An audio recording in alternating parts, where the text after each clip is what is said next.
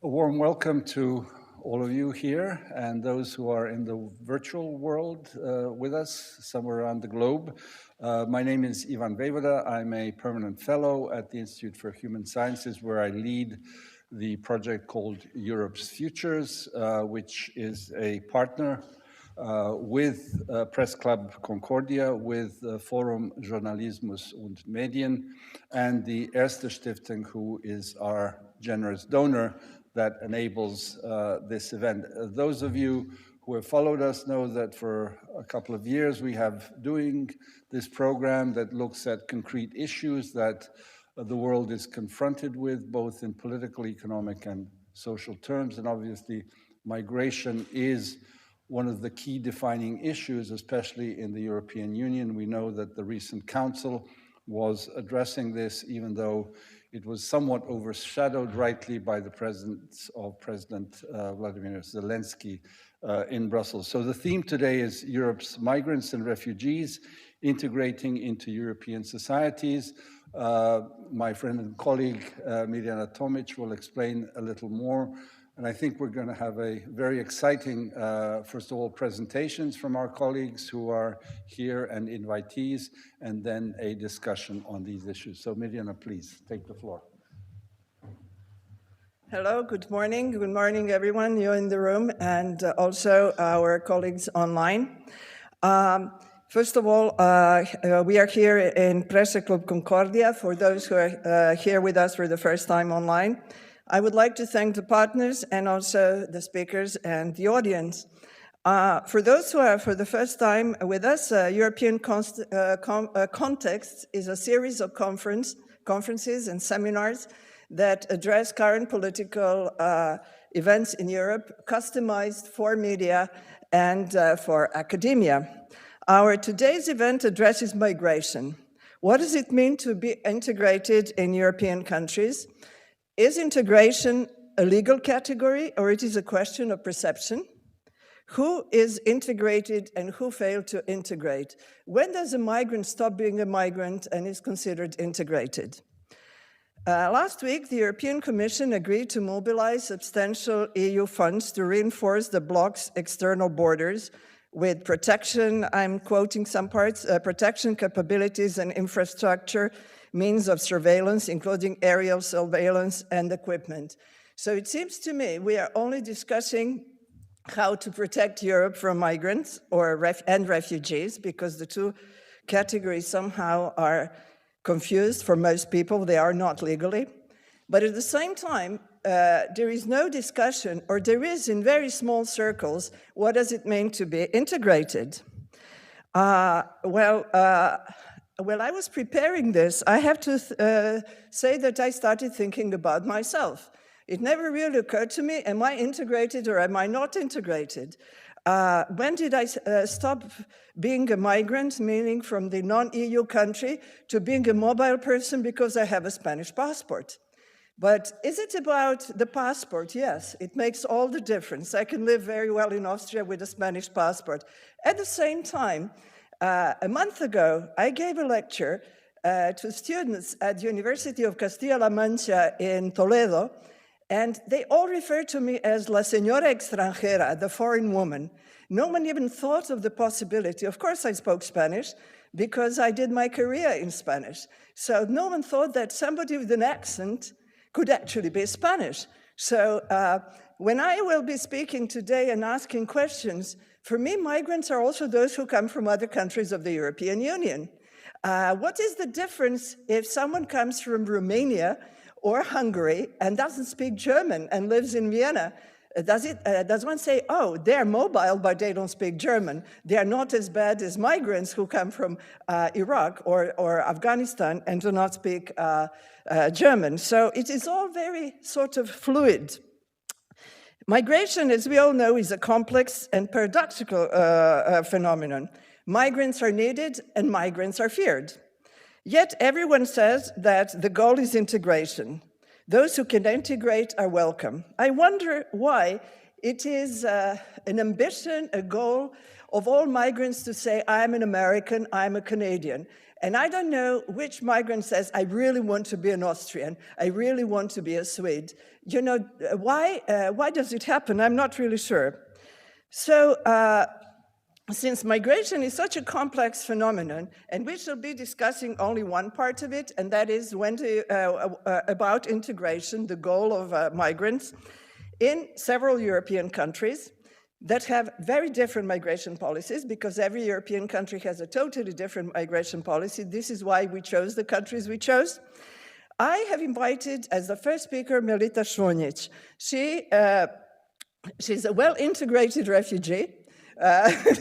She's an expert in migration. And Melita will give an overview, because it seems to me that both in journalism, in politics, and in academia, one addresses only one small part of the issue, as if the rest of it did not exist. And I wonder, and this is what our speakers will say later, is there a vision of a long-term vision of integration, or it is short-term policies to win the next election? Because we know that migration issues win elections. So I have invited Melita. This is the format. Melita will give an introduction of about 20 minutes of all the aspects of migration, and then we shall have our experts from Sweden, Italy, and Austria speak about specific cases, because I think we cannot address only one topic without understanding the whole. And just a few things. Melita is a migration expert with expertise on designing customized communication campaigns for refugees. She worked as a journalist, UNHCR communication expert in different parts of Europe, Asia, and Africa, and currently she has her own communication agency. She authored different books on migration and refugees. She lectures at the University in Vienna. And as I said, she came to Austria when she was very young with her parents as a refugee. And you know, I've known her for 20 years. I've never asked her if she's integrated. Maybe she can tell us today. Thank you, Melita. The floor is yours.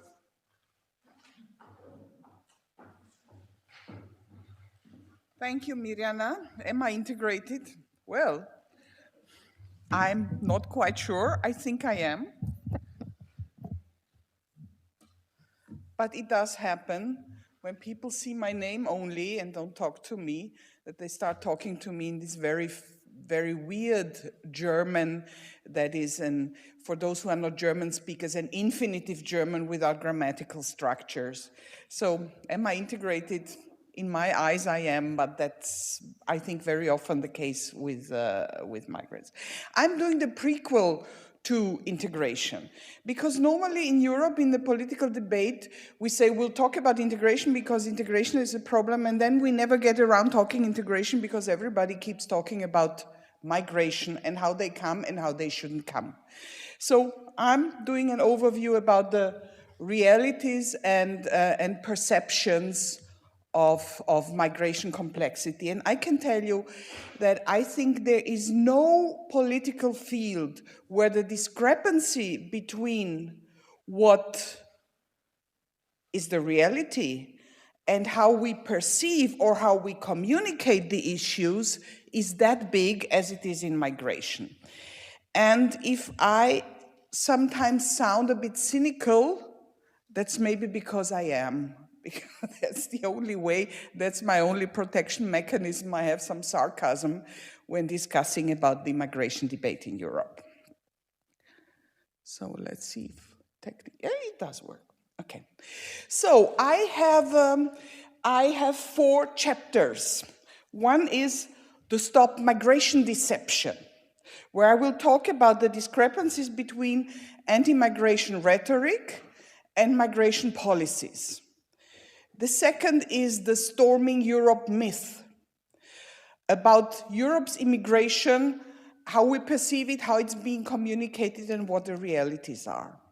Then the closed border illusion, also an evergreen of all negotiations, conferences, and so on, and how border controls have proved inefficient over the last 15, 20 years. It's not a tool of migration management. And then the not our problem paradox. Why the Dublin system can never work, because it's based on the issue that as long as there are no migrants and refugees in my country, everything is well and the others can go and, well, try to solve the problem. So let's start with the stop migration deception. In many countries, we have violent anti-immigration rhetoric paired with tacit immigration policies. A modern industrial society cannot live without a certain amount of migration. What we need is regularized migration, but we cannot stop migration. We need to regularize it. We need to stop irregular migration. But the anti-immigration rhetoric is very often not about stopping migration. It's about stopping or combating the people instead of dealing with the phenomenon. So I'll give you two examples. Poland, there were little flags, but they have apparently disappeared in this version, the PL, SK, and so on. Anyway, so the four countries that were in the past most opposed to taking any refugees were the so-called Visegrad states, Poland, Slovakia, the Czech Republic, and Hungary. No, we cannot, there's no distribution, we don't want any refugees, they are distorting our culture, all sorts of sometimes very weird and and arguments reminiscent of different periods of European history were brought to the fore. But if we look at the realities, Poland has a massive emigration problem. They lack people. Poland has the largest labor immigration program in all of Europe. And these are the figures of the OECD of last year, which is nota bene still a corona year, where Poland issued 69,000 long-term visa, plus, and they have 461,000 labor migrants from outside the EU. So while they say they cannot take one single refugee from Syria because it will I don't know, distort their Polishness, their Polish culture, they do take in migrants. Czech Republic, nearly 200 short-term and nearly 60,000 long-term residences for non-EU nationals, most of them labor migrants, and a smaller part of them family members who came with the labor migrants. If we look at Slovakia, they made a new visa regime last year for certain occupations where they do not have enough people, like bus and truck drivers, for instance. And they are taking people, or they're inviting people to come from Belarus, twice even, maybe they're inviting especially Belarusians, Serbia, North Macedonia, Bosnia and Herzegovina, Montenegro, Georgia, Armenia, Moldova, and Ukraine. You see, they are fishing in the pond of the former Soviet Union and the former Yugoslavia. And all these countries, by the way, have an emigration problem, as I said. People are leaving those countries, so they need to fill that up, they need the labor. What Slovakia tried is to give incentives to Slovaks who had left the country to come back, but it didn't work. And Hungary, also, though they are, especially Orban is very outspoken against migration. They say they will stop any migration, but when you look at it, it proves as a sometimes somehow hypocritical argument, because they issued last year 44,000 residence permits to non-EU citizens. Yeah, Europe welcomes non-EU citizens when they come by yacht, not by boat. In Malta, for instance, I don't know if you've ever been to Valletta. If you look from Valletta at the harbor, you have these huge, expensive yachts from Russians and Libyans who are wealthy. And if they invest enough money, they can get a residency permit and or even citizenship. Malta they had a huge budget deficit, which they covered by a golden visa program. The other countries that are very popular are Portugal, that's the cheapest, by the way, for $250,000 of investments, you already get an EU, which means a Schengen residency. So you can move all over Europe and no one asks you, where does this money come from? Are you a terrorist? Are you integrated? Do you speak the language? All these criteria don't count as long as you have enough money. Where does the money come from? Is it organized crime? No matter, as long as you invest. So that's why I would say come by yacht. It's much better than coming by one of these tiny refugee boats. And there are other, the most prominent ones are Spain, Portugal, Greece, and Italy, which by coincidence are also the refugee receiving countries from the Mediterranean routes. And then I did some research, other countries also pop up on some websites, including Austria, by the way, but these are not so prominent, and apparently these programs are not so openly communicated.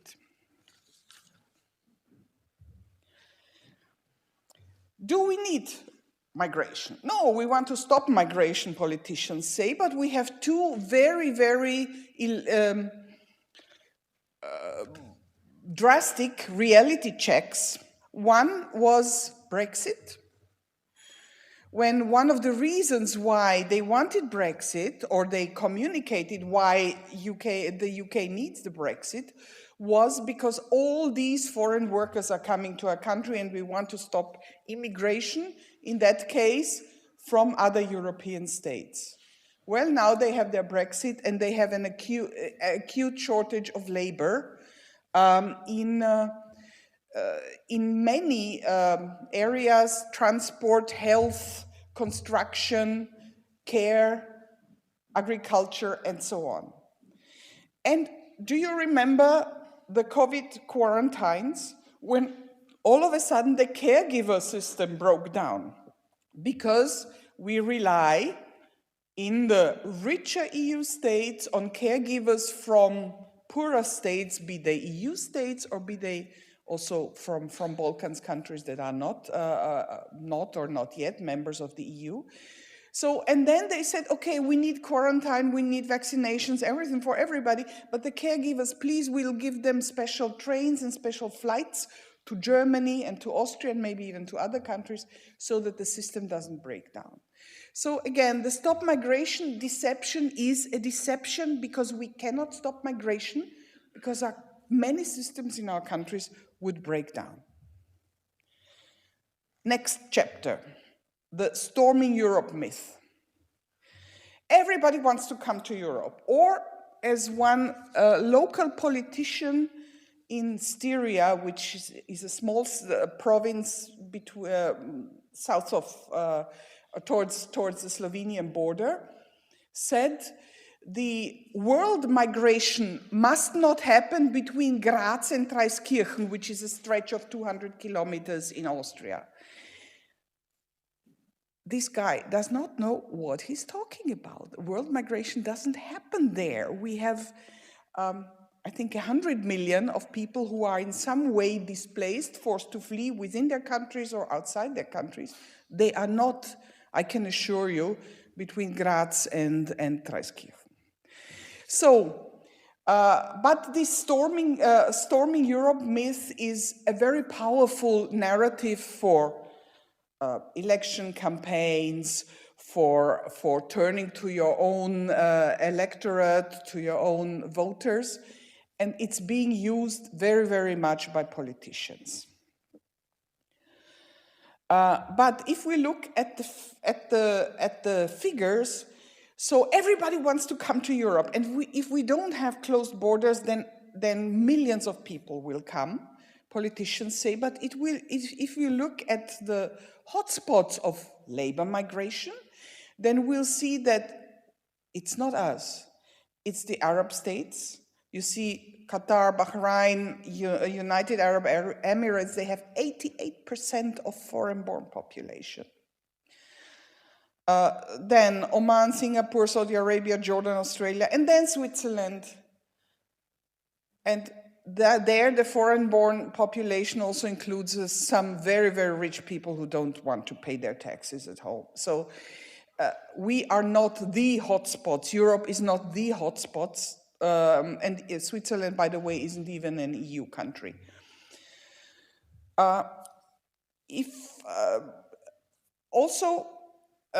all the refugees want to come to Europe, or all the refugees want to be between Graz and Treskirchen. In fact, if we look at figures, 85% of the world refugees stay within their region. They move to the next country. So, and it's, if you look at it, the most Syrians are in Turkey. Most Somalis are in Kenya. Most Afghans are in Pakistan and in Iran. So we are not the main and #1 destination as Europe.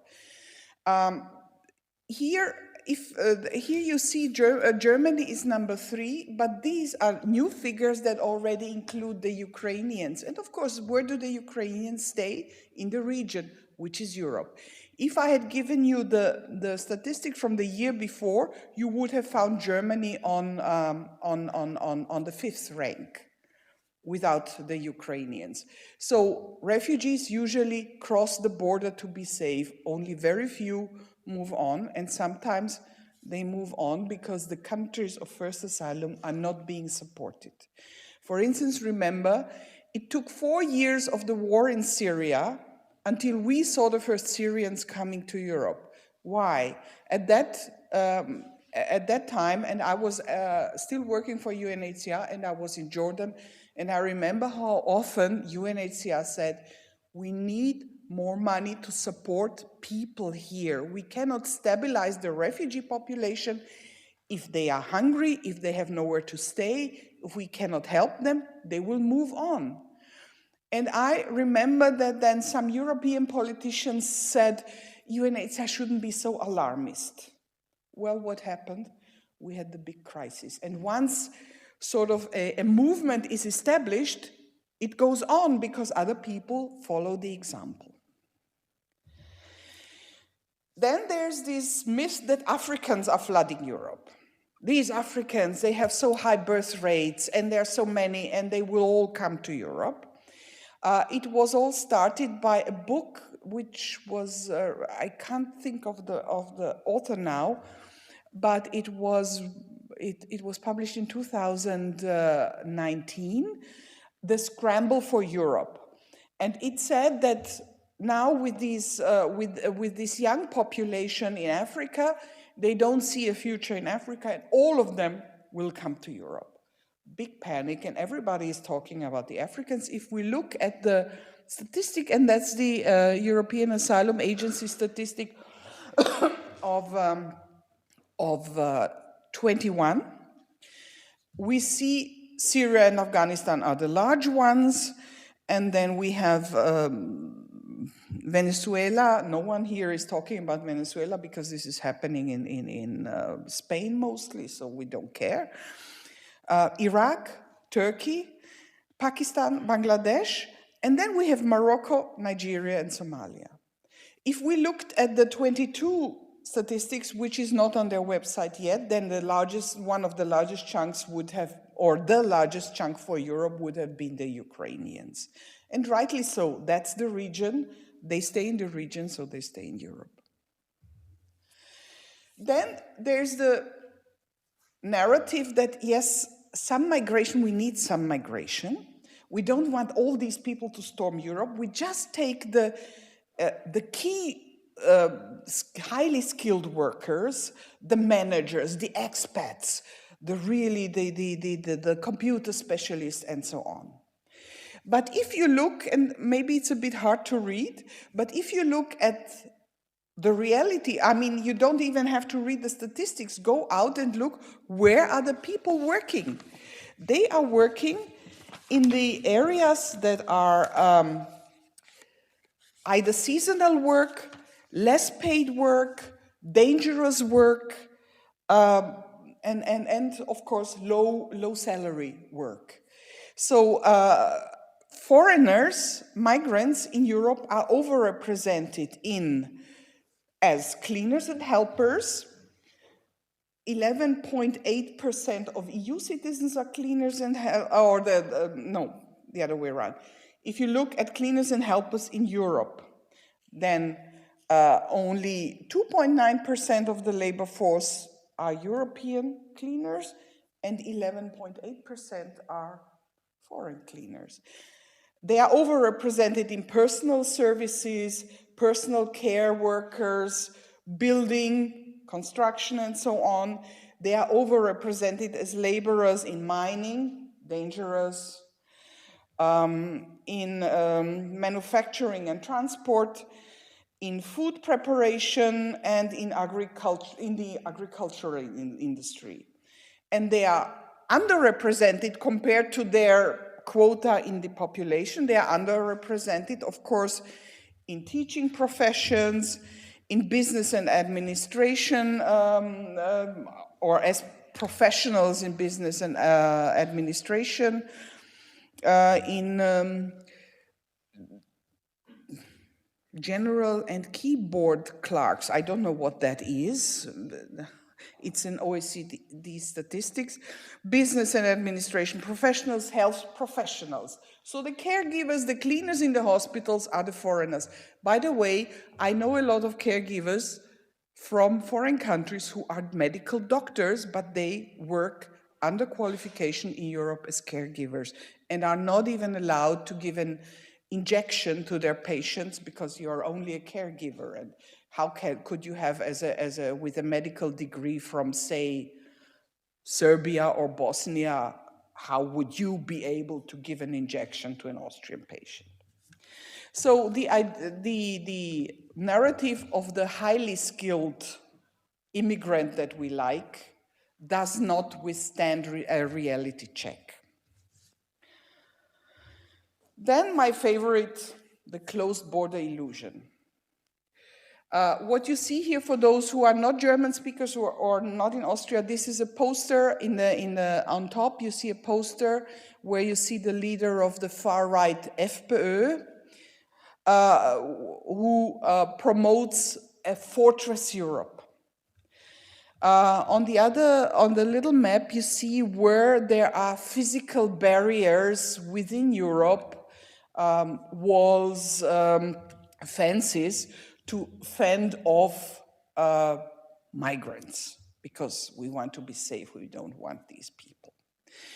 And this is the knee-jerk reaction of all migration conferences in the EU. We need stronger border control.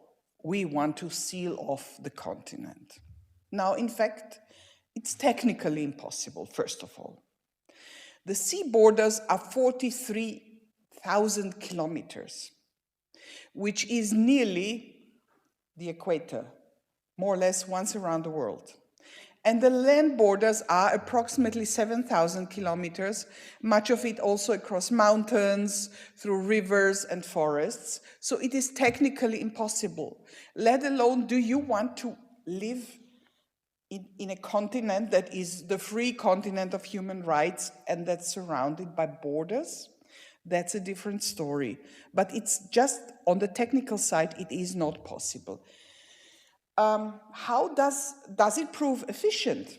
Now I looked at it. Frontex, the EU border agency, was founded in 2005 and had a budget of 6.2 million euro.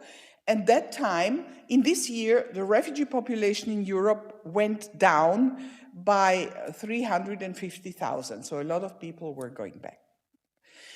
In 2022, we have a Frontex budget that is 120 times that high. All the 27 member states have invested immensely into border control. And we have an influx of, in 22, in 22 only, which was a Corona year, 188,000 people, plus, of course, 4.8 million Ukrainians. So it is not because border control is higher that more people are coming. It's just that border control doesn't really help. Yesterday I talked to a lady, a Hungarian lady, and she told me a very funny story. Because remember, Hungary has this fence towards Serbia to fend off, and they don't take any, stop migration, they don't take any migrants. But we know that at least 90,000 came last year through Hungary to Austria.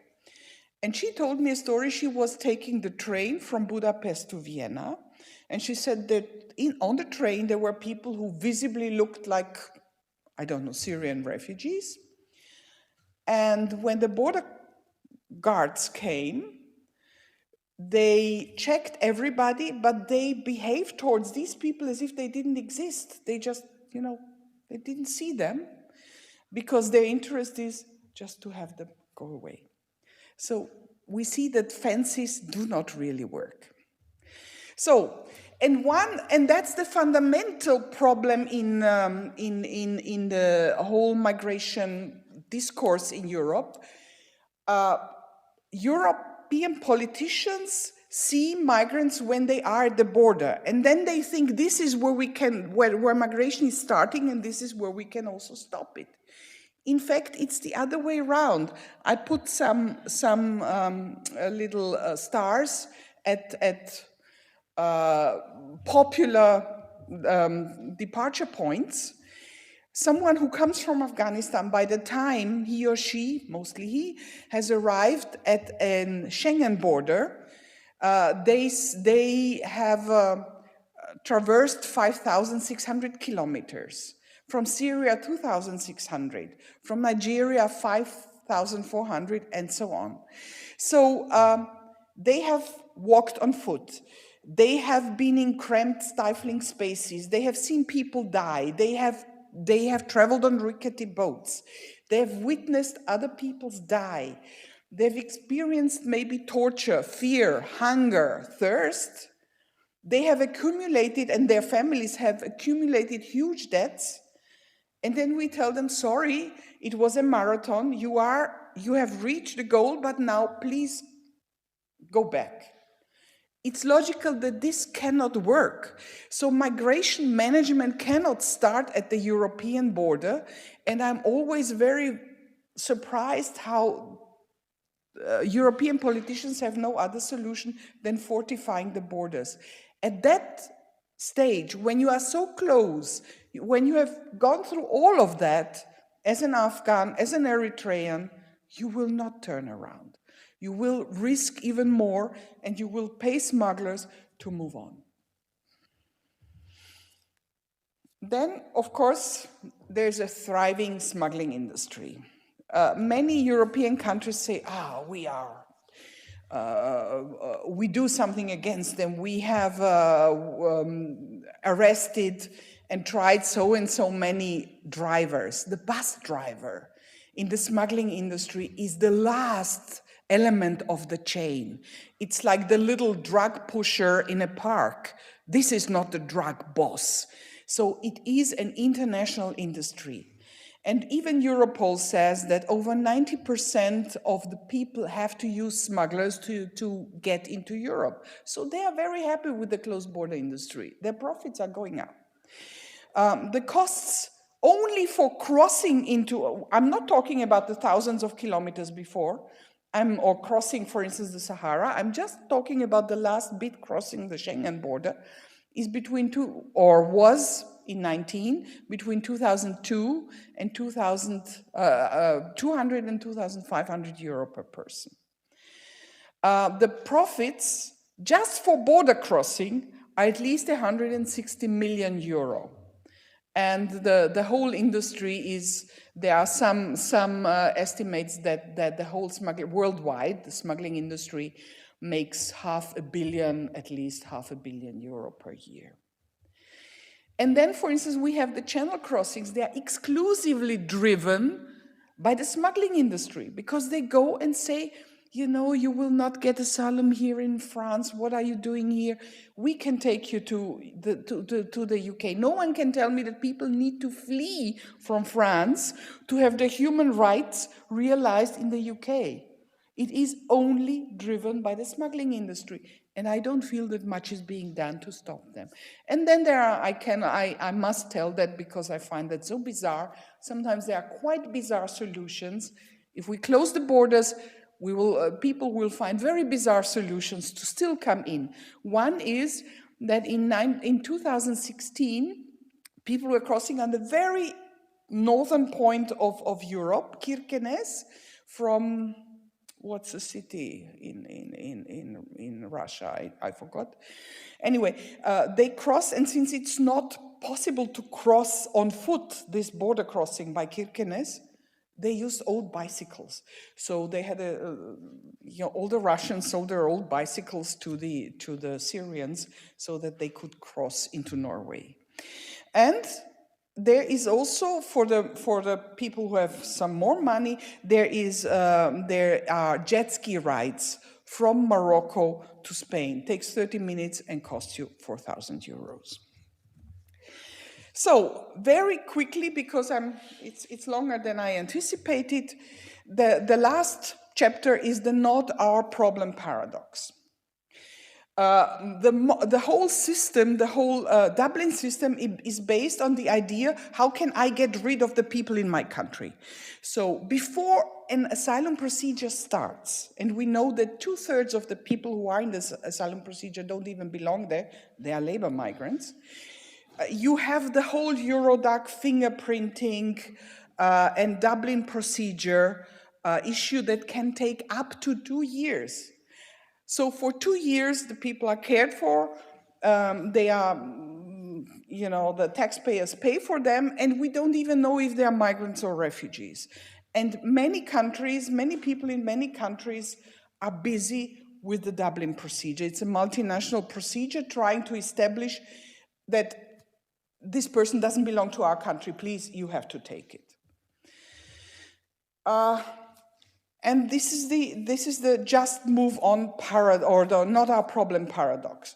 So Austria was very much in favor of redistribution of refugees when they were the external border of Schengen. Now they say no redistribution. At that time they said, how can we have this geographical disadvantage just because we are at the outer border of the Schengen area? The Visegrad states were strictly against any quotas accepting Syrians, but when the Ukrainians came, they were quite happy that other states were also accepting Ukrainians, and they did not only stay in the Visegrad states. Austria works a lot with phantom figures. They complain also on EU meetings that last year they had 1,900 asylum applicants. In fact, we know that at least 74,000 of them have moved on. So it's just a phantom figure that helps with the narrative.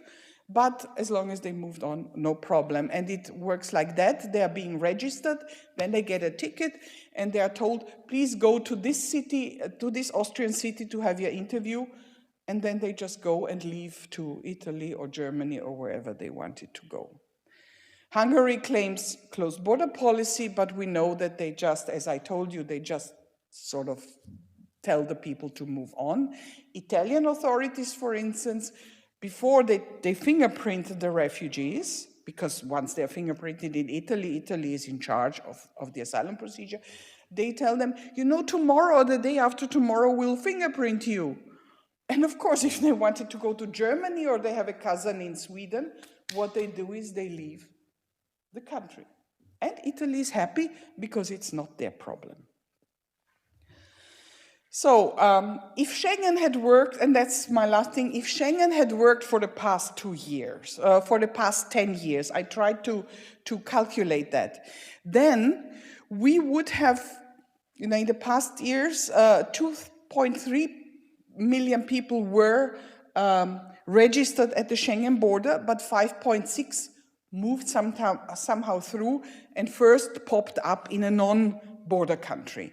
If they all had stayed in the Schengen, in the first country of asylum, because that's the idea of the Dublin system works, they stay where they enter Europe, then Greece alone would have had nearly 4.4 million refugees in 10 years. This cannot work. The system is just set up that it cannot work. And these are the other figures which I'm not going to go through, but you see, it could not have worked. And now, but Greece registers them and then they move on. If the next Schengen border had worked, which would then be the Austrian and Hungarian border, then 3.1 million irregular migrants who left Greece undetected in the past 10 years would have stayed in the Balkans region. Bosnia-Herzegovina, Serbia, Albania, and North Macedonia would then be asked to resolve a problem that the EU is not capable of resolving. It cannot work like that. So the system, as it is, has a systemic fault. And that's my favorite, the EU summit on the 9th of February. The plan was, of course, strengthening the external borders, because that's always the plan. Then a common list of safe third countries, okay, that would now be a legal discussion if that works or not, and measures to force readmission of ineligible asylum seekers by their countries of origin. They've tried that for a long time, but it hasn't worked so far. And then I feel like in a time warp, because they always, and that's a time warp dance board for those of my generation who have watched the Rocky Horror Picture Show. Let's do the time warp again. It's really the same solutions that haven't worked in the past 10, 15 years are being now promoted again. What is the solution? Combat irregular migration, not the migrants. Look at the systemic issues. Don't torture the people. Tackle root causes. Help countries of first asylum and countries of transit support refugees and migrants. One of the reasons why we have so many is because, for instance, in Libya, they had a lot of foreign workers. Now that Libya is in shambles, these people move on to Europe. Libya had up to 5 million foreign workers from African countries. Treat those who arrive humanely. Conduct one single EU asylum procedure instead of 27 procedures and 27 systems. And conduct it at the entry point where the people within the EU. Create different legal possibilities for refugees and labor migrants to enter Europe. What is happening now is we don't have a labor immigration system that works. So people who come for labor say they are asylum seekers because very often that's the only possibility to get into the country. Return rejected asylum seekers swiftly, not after 5 years, because that will have a sort of a didactic effect in the countries of origin, and introduce meaningful integration policies for those who are allowed to stay. And that is already the next topic that we are going to deal with today. Okay. Sorry. Thank you so much, Melita. And we have to be a little bit flexible. And so I will not open Q&A now for Melita. I will ask our speakers from Sweden and Italy to join us. And we shall have Q&A with them.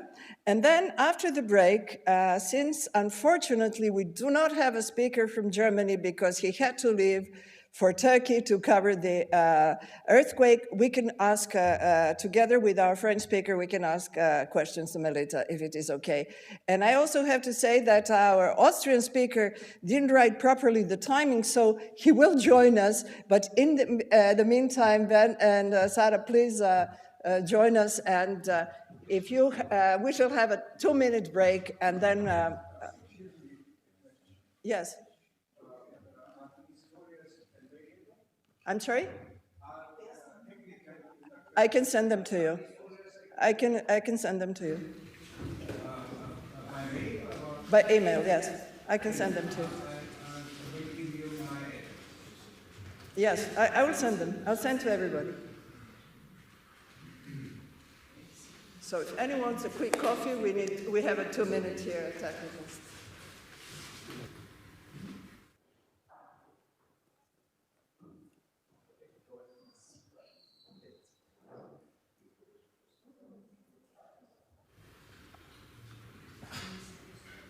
Well, we shall start now our panel, where we shall see what are the policies in certain European countries, how you can integrate. The Austrian speaker will come in a little while, but we have Sweden, Italy, and Austria.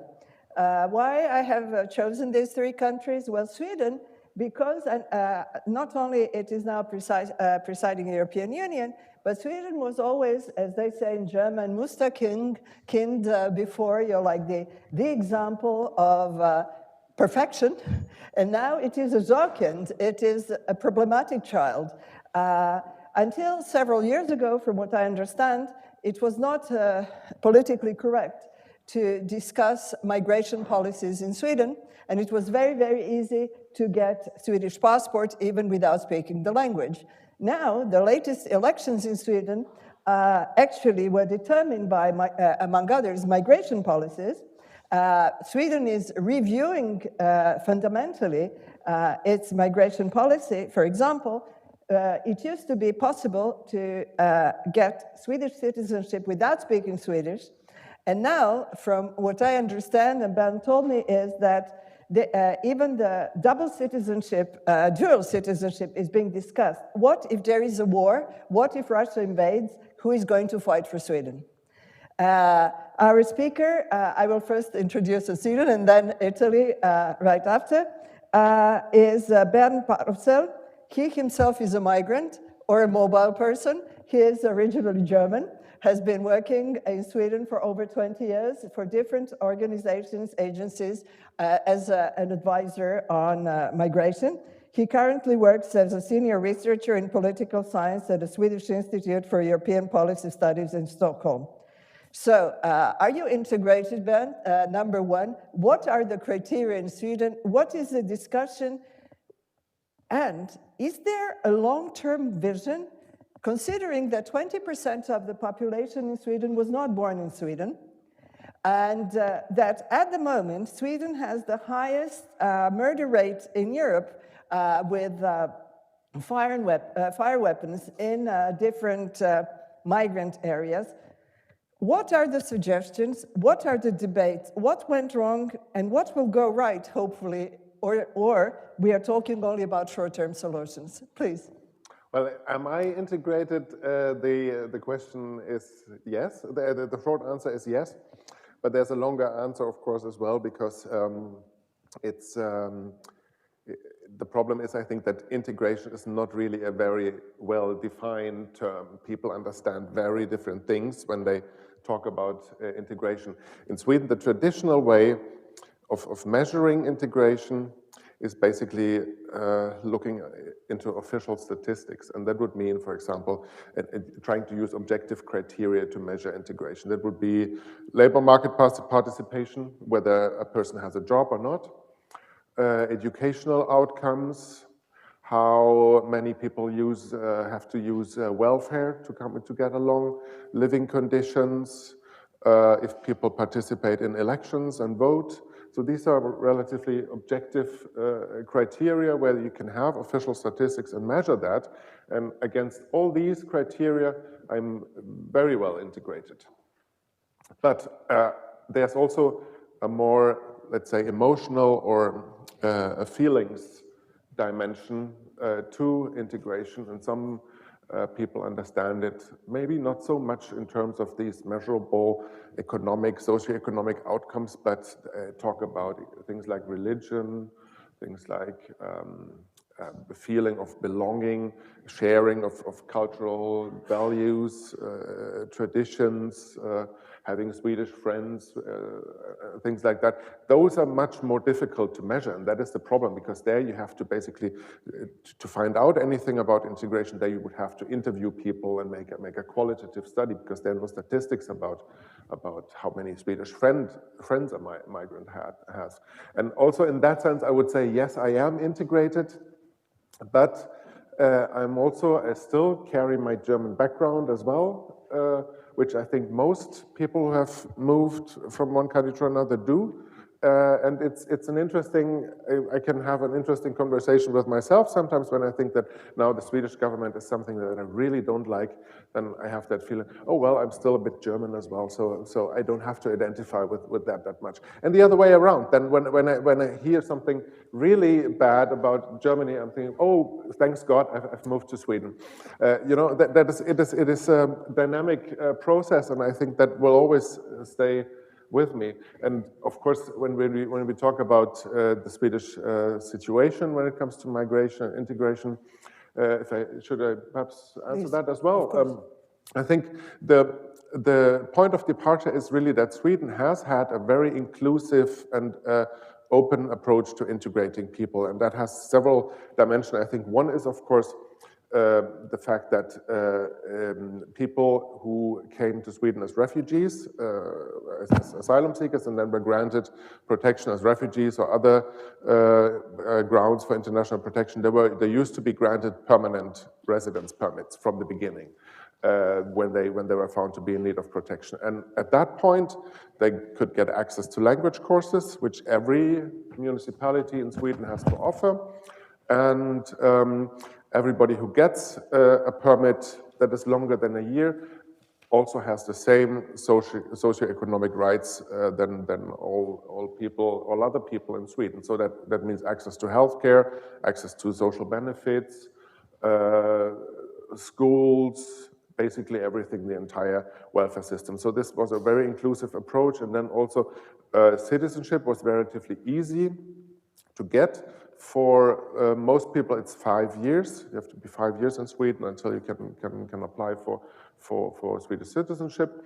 And basically very few additional criteria attached to that. Of course, you cannot be a criminal. That will be checked before a person becomes a Swedish citizen, but there was no language requirement and also no financial support requirement. So even a person who were unemployed and didn't speak Swedish could apply for Swedish citizenship. And that's, I think, is because Sweden was internationally seen as such a positive example, because there's this so-called MIPEX index, for example. It's a comparative European index. And Sweden usually scored very high on that index. But that doesn't have to do so much with the actual outcome of integration process, but with the policies and with the rules. And that was considered, Sweden was in that sense considered very inclusive, very open towards migration and integration. And then I think what happened... What went wrong? I think what went wrong is we have to go back to 2015, 2016, the so-called refugee crisis, where many people came to Sweden all at once, about, I think, 160,000. And that created so many bottlenecks in the Swedish system, extremely long wait times for asylum seekers, bottlenecks and wait times for people to get access to language courses, in the general sense of overburdening of society with the number of people arriving that also affected the municipalities a lot and law enforcement. And so it really triggered a shift in the debate and in the approach that is continuing until today. So the current government is talking about, we have since October, we have a center-right government which is supported by the far right. And they're talking about a paradigm shift on migration, but that has actually started earlier, because already after 2015, the government tried to adopt a more restrictive migration policy. For example, this long-term tradition of issuing permanent residence permits that was abandoned, and then people now get a temporary permit, which can be extended, and then eventually become permanent. What the new government now wants to do is to abolish those permanent permits altogether, so that people should only have temporary permits that can be withdrawn or cancelled. How can you integrate? That's one example. How do you integrate people if it is all temporary permits? Yeah, that's I think the big issue because the strategy is also to make to prolong the access to citizenship, to introduce new criteria there, restrict family reunification. There are many things in this policy change that has been going on for quite a while and is really now entering a particularly restrictive phase. Also, this general idea that everybody should be on the same terms in Sweden, that all the people who live there should have the same access to welfare and so on. That is also being changed, and a new idea is to link access to these systems more to the nationality of people and not to their state. Can you explain that? Explain, yes. It is, you know, you have to think. I think what the politicians think is that by making Sweden less attractive, that's the issue of residence permits, access to citizenship, and so on. They will reduce so-called pull factors. So they make Sweden less attractive, so that fewer people will come to Sweden, and then if there are not so many people coming, it will be easier to integrate people. That's the thinking. So when they announce new measures now, they always say, we have to improve integration, and therefore we have to reduce the number of people arriving. And that can be questioned, obviously, because, I mean, what you do when you impose such a stricter approach is to make integration more difficult. And whether that pull factor really is so clear as it is sometimes discussed in the political system, I'm really not sure. There are some researchers who say that pull factors basically do not exist at all. It's mostly the push factors that matter. There are perhaps factors that make some countries more attractive than others in comparison. So I wouldn't say that it doesn't matter at all, because Sweden has reduced the number of newly arriving asylum seekers quite a lot, because the image of Sweden has changed. But whether that is a matter of this policy measure or this policy measure or that is very difficult to say. But I think the strategy, the thinking generally is we have to have fewer immigrants, and then integration will work. And many, of course, researchers say there is no automatic link. Fewer people arriving does not automatically mean that integration will work better. Before we go to Italy,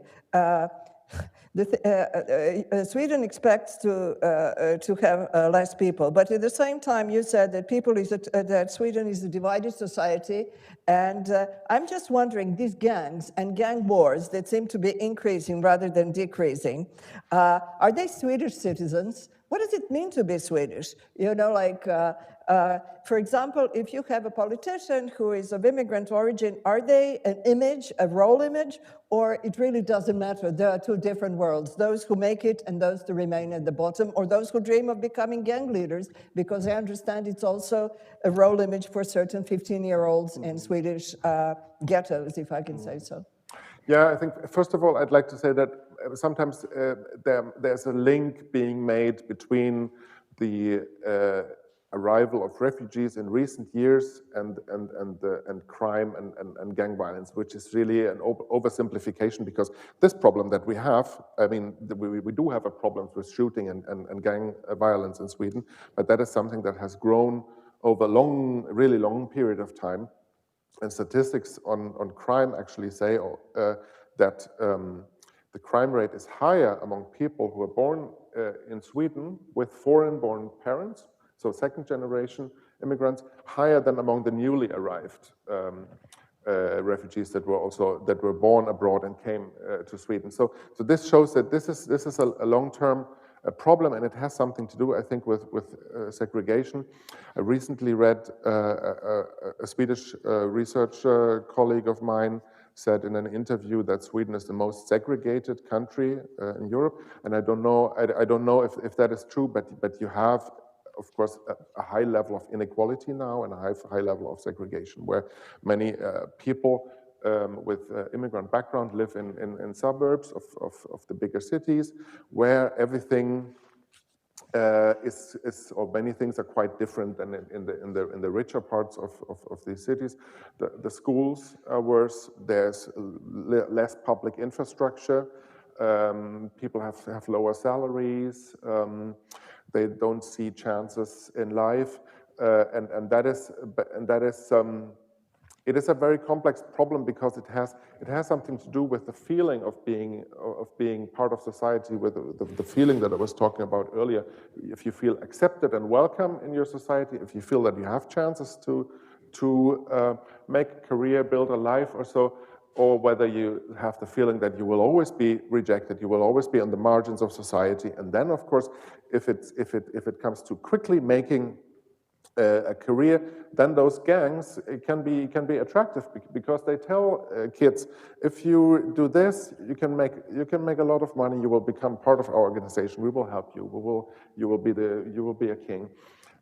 Whereas, and they will say the Swedish society will never accept you. You will always be an outsider. You will not make that career. So that's I think what triggers this kind of dynamic. But it's a very complex issue, and it's unfortunately often oversimplified when we listen to the migration debate now. And the message is sent that once we manage to reduce immigration, all these problems will disappear. It's not.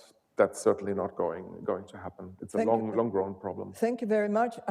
Rainer, thank you for making it. I apologize. I had the wrong entry in my calendar that I was on the panel at 11. So on very short notice, I hope it's okay if I join later.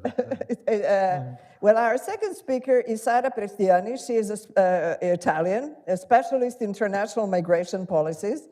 I understand she has worked for over 20 years more on the ground in North Africa, in Italy, in France, in the jungle. She is right now in Brussels. She's the head of the thematic program unit for Euromed rights in the Brussels office. And before, she worked for the Associazione Ricreativa Culturale Italiana, the biggest Italian association working in the field of reception and integration. When we were speaking before this event, Sara said, an Italian cannot imagine a Black Italian. And yet, we have so many people coming to Italy. I was also told by friends in Italy, journalists who are not specialists in migration, I guess it was also a question of perceptions. They said, well, it is really in interest of Italians not to give not to give regular permits to migrants because they can keep them in slavery. It is in the interest of industry to have people working without any rights. So what is the situation right now in Italy? So many people come. It is the country at the border. You have been, who is Italian? Who is integrated? How does it work? We had a minister from Africa, a doctor, and she had a lot of hate mail. So where is Italy in this debate? Please, Sara. Yeah, no, thank you very much. I say that because I have several friends originally, like their family was from Eritrea. They actually comes more for the historical relation between Italy and Eritrea rather than as refugee. And they born, they raised, they grew up in Italy. And the question was, so you, from where you come from? They speak even better Italian than me, that I was more living abroad than Italy. From where you come from? From Italy? Yes, no, but originally from when? From Italy. and it's impossible. So they have to say, yes, I'm from Eritrea. No. And if they feel Italian, I don't know why they have to explain from where the family come from. But I think that there is a few elements that we have to take into consideration when we look at the Italian context. The first one that everyone have in mind, Lampedusa. So, and why it's risky to have only in mind Lampedusa? First of all, because if we look at figures among, for example, workers, migrant workers, most of them comes from countries such as China, Philippines, Ukraine, even before the conflict. So does this mean that no, the bigger migration population are not coming by boats? Yes, the arrival by boats is a reality, but the problem of the arrival by boats is that they have been always instrumentalized by different politicians to create the idea of invasion. So we are invaded, and then of course there was different politicians that instrumentalized the arrival of these migrants to have labor forces undocumented. A very good example is Salvini. Everyone knows that he did his political career on racism, and he have no problem to declare and to be declared as himself as a racist. And he, when he arrived as Minister of Interior, he published what we call the security decrees. So the security decrees, they cancel the humanitarian protection, that was the main legal framework of protection for new arrival, and he decided to totally destroy the reception system. That was quite interesting, actually. That was a good example for reception system. And what is the main purpose? To leave people in the streets. So finally, we call them the insecurity decree, because they created more insecurity for the local population, because there was people on the street, was kicked out from reception center, they have no protections, have no legal status. So that's the typical strategy that Italy put in place. So that's the really typical short-term approach.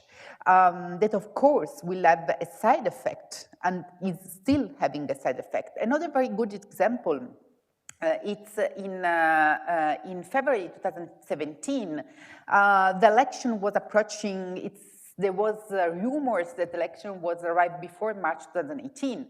So the Minister of Interior decided to sign an agreement with Libya to try to decrease in short terms the arrival. He paid militia to try to stop the departure. The main aim was that during election, in the period of election, there was an important decrease of arrival. That was the main aim. What happened? These agreements with Libya are ongoing. They support militia that have a side effect in terms of stabilization of the country. And in theory, we have to be interested that Libya is stabilized because it's just in front of us. And from that time, there is 150,000 people have been intercepted by Libya and sent back to the hell of detention center in Libya. These people, one day or another, trying 1, 2, 3 times, they will arrive in Italy. These people are systematically tortured.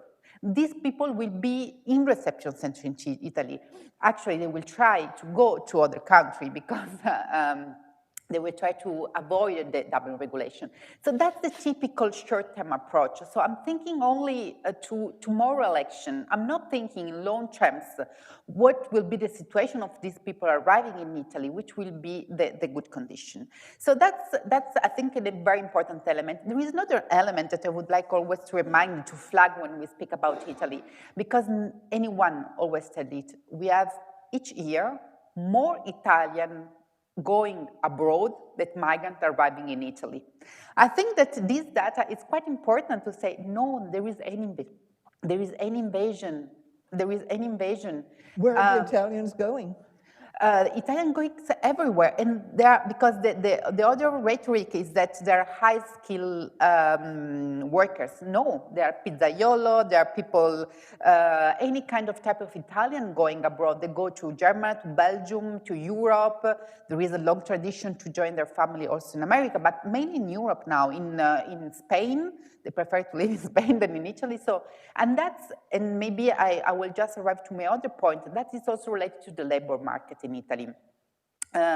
Going to because you mentioned, I think, very interesting, so the perception, no?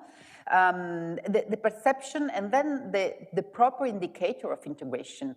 So when we look at the indicator in terms of access to labor market, we see clearly problems in Italy. If the unemployment rate for Italians is around 7%, for foreign migrants, it's around 12, 13%, so it's double. And the other main problem that's really a barrier for integration is the 70% of migrant workers are overqualified for the work they do in Italy. What does it mean? That there is problems in terms of recognition of their diploma, what you're saying, doctors, they are caregivers, but also there is a kind of discrimination. So you cannot imagine, and that come before, you cannot imagine a foreign chief of a big enterprise of banks.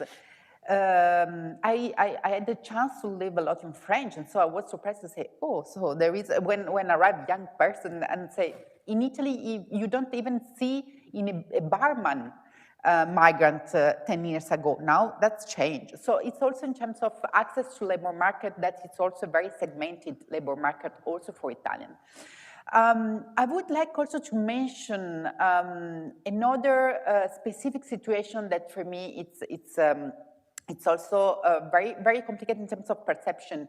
The women migrant workers. If we look only to women, to the number or to the people arriving by boats, you say, oh, they are mainly men. Because if you look at boat people, they are mainly men. But if you look to figures, the 51.5% of migrants in Italy are women. But they come from China, they come from Philippines, from Ukrainians, so from they don't arrive by boats. And they are double discriminated for being female and for being migrants. And you see a lot of them also coming from Romania or Poland in condition, I will say, slavery. I know that it's very, very hard work, but if you have 12-hour shifts of work, if you are obliged to stay in a place where you suffer sexual abuse, if you are obliged to live in very bad condition, to work in very bad condition, we can say that it's a kind of slavery. It's not only the case of women. If we go in the production of tomato in Puglia, if we go in the production of orange in Calabria, we will see also similar situation. And there again, I'm really think that mental health is very important to take into consideration because that's always a gap in terms of integration. When we think to these caregivers, for example, or these people working in the health system, most of them are obliged to leave their children at home. So this feeling of being guilty, this feeling to not be accepted, they live close in apartment when they are caregivers. So that all these elements, rather if they work for 12 hours in agriculture, bringing the tomato they are sell everywhere in Europe, or in close in apartment there also for 20 hours per day, thinking to their children. So there are conditions to be really integrated. I'm not sure. But are Italians ready to accept that Italians can be non-white or can come from other countries? Or it is like when you're successful, you're Italian. If you're not successful, you're a migrant.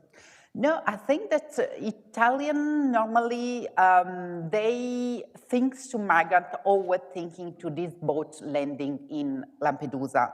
But why? Because these boats landing to Lampedusa have been put in all the media with politicians saying, oh, there are 200 people have arrived. I would like sometimes to look at the figure in Turkey and say, yes, there are 3 billion people, more than 100,000 that they landed each year in Italy. So until when we will say on the image of migrants related to the migrant arriving by boats, that actually most of the case they just try to go to Germany or to French, and there are, and then again, policy. I think there is also a problem of Italian, but the main problem are the policy. I give you a very interesting example, the famous discussion around the citizenship law. So we have a citizenship law that have been approved in '92, so back 30 years ago. If to be Italian, you have to be in Italy from 10 years, always like without no travels inside. And for for children, you have to be born in Italy and you can ask for the citizenship when you are 18. So a proper youth sanguinis citizenship law. From 2015, there was several discussion in several governments to try to change in a better way, actually the opposite than because there was very interesting mobilization, a very interesting movement that have been supported by Archer organization for which I was working that is called Italian Without Citizenship. That means I feel Italian, but I have no citizenship, but I'm Italian. Because actually I speak very good Italian. I grew up in Italy and went to school in Italy. So the first attempt to modify this law was to integrate what is called the Jus Scholae, Jus Culturae. So if you are the famous young person born in Italy and grew up, so you don't have to wait for the 18, because often when you are 18, you ask for citizenship, and then there is all the administrative problem. Often you will have your citizenship at your 25. So that's also a reality in Italy, the administrative, the bureaucracy. So if they want to integrate the fact that if you have been at school for an entire cycle, you can ask for citizenship. So they make this proposal, and finally, always at the end of the legislation. And so we as a association, we was in the street, we asked for it, there is a lot of movement, and then finally, I'm sorry, I think that Italians are not ready, so we will not manage to do it. 3-time attempt at the final of the legislation to have this modification of the citizenship law. So there are 3 proposals on the table by 3 different governments. Anyone have been able to modify, and it's not the revolution. It's not to pass from Jus Sanguinis to Jus Solis. That's a big change. It's just to integrate the concept.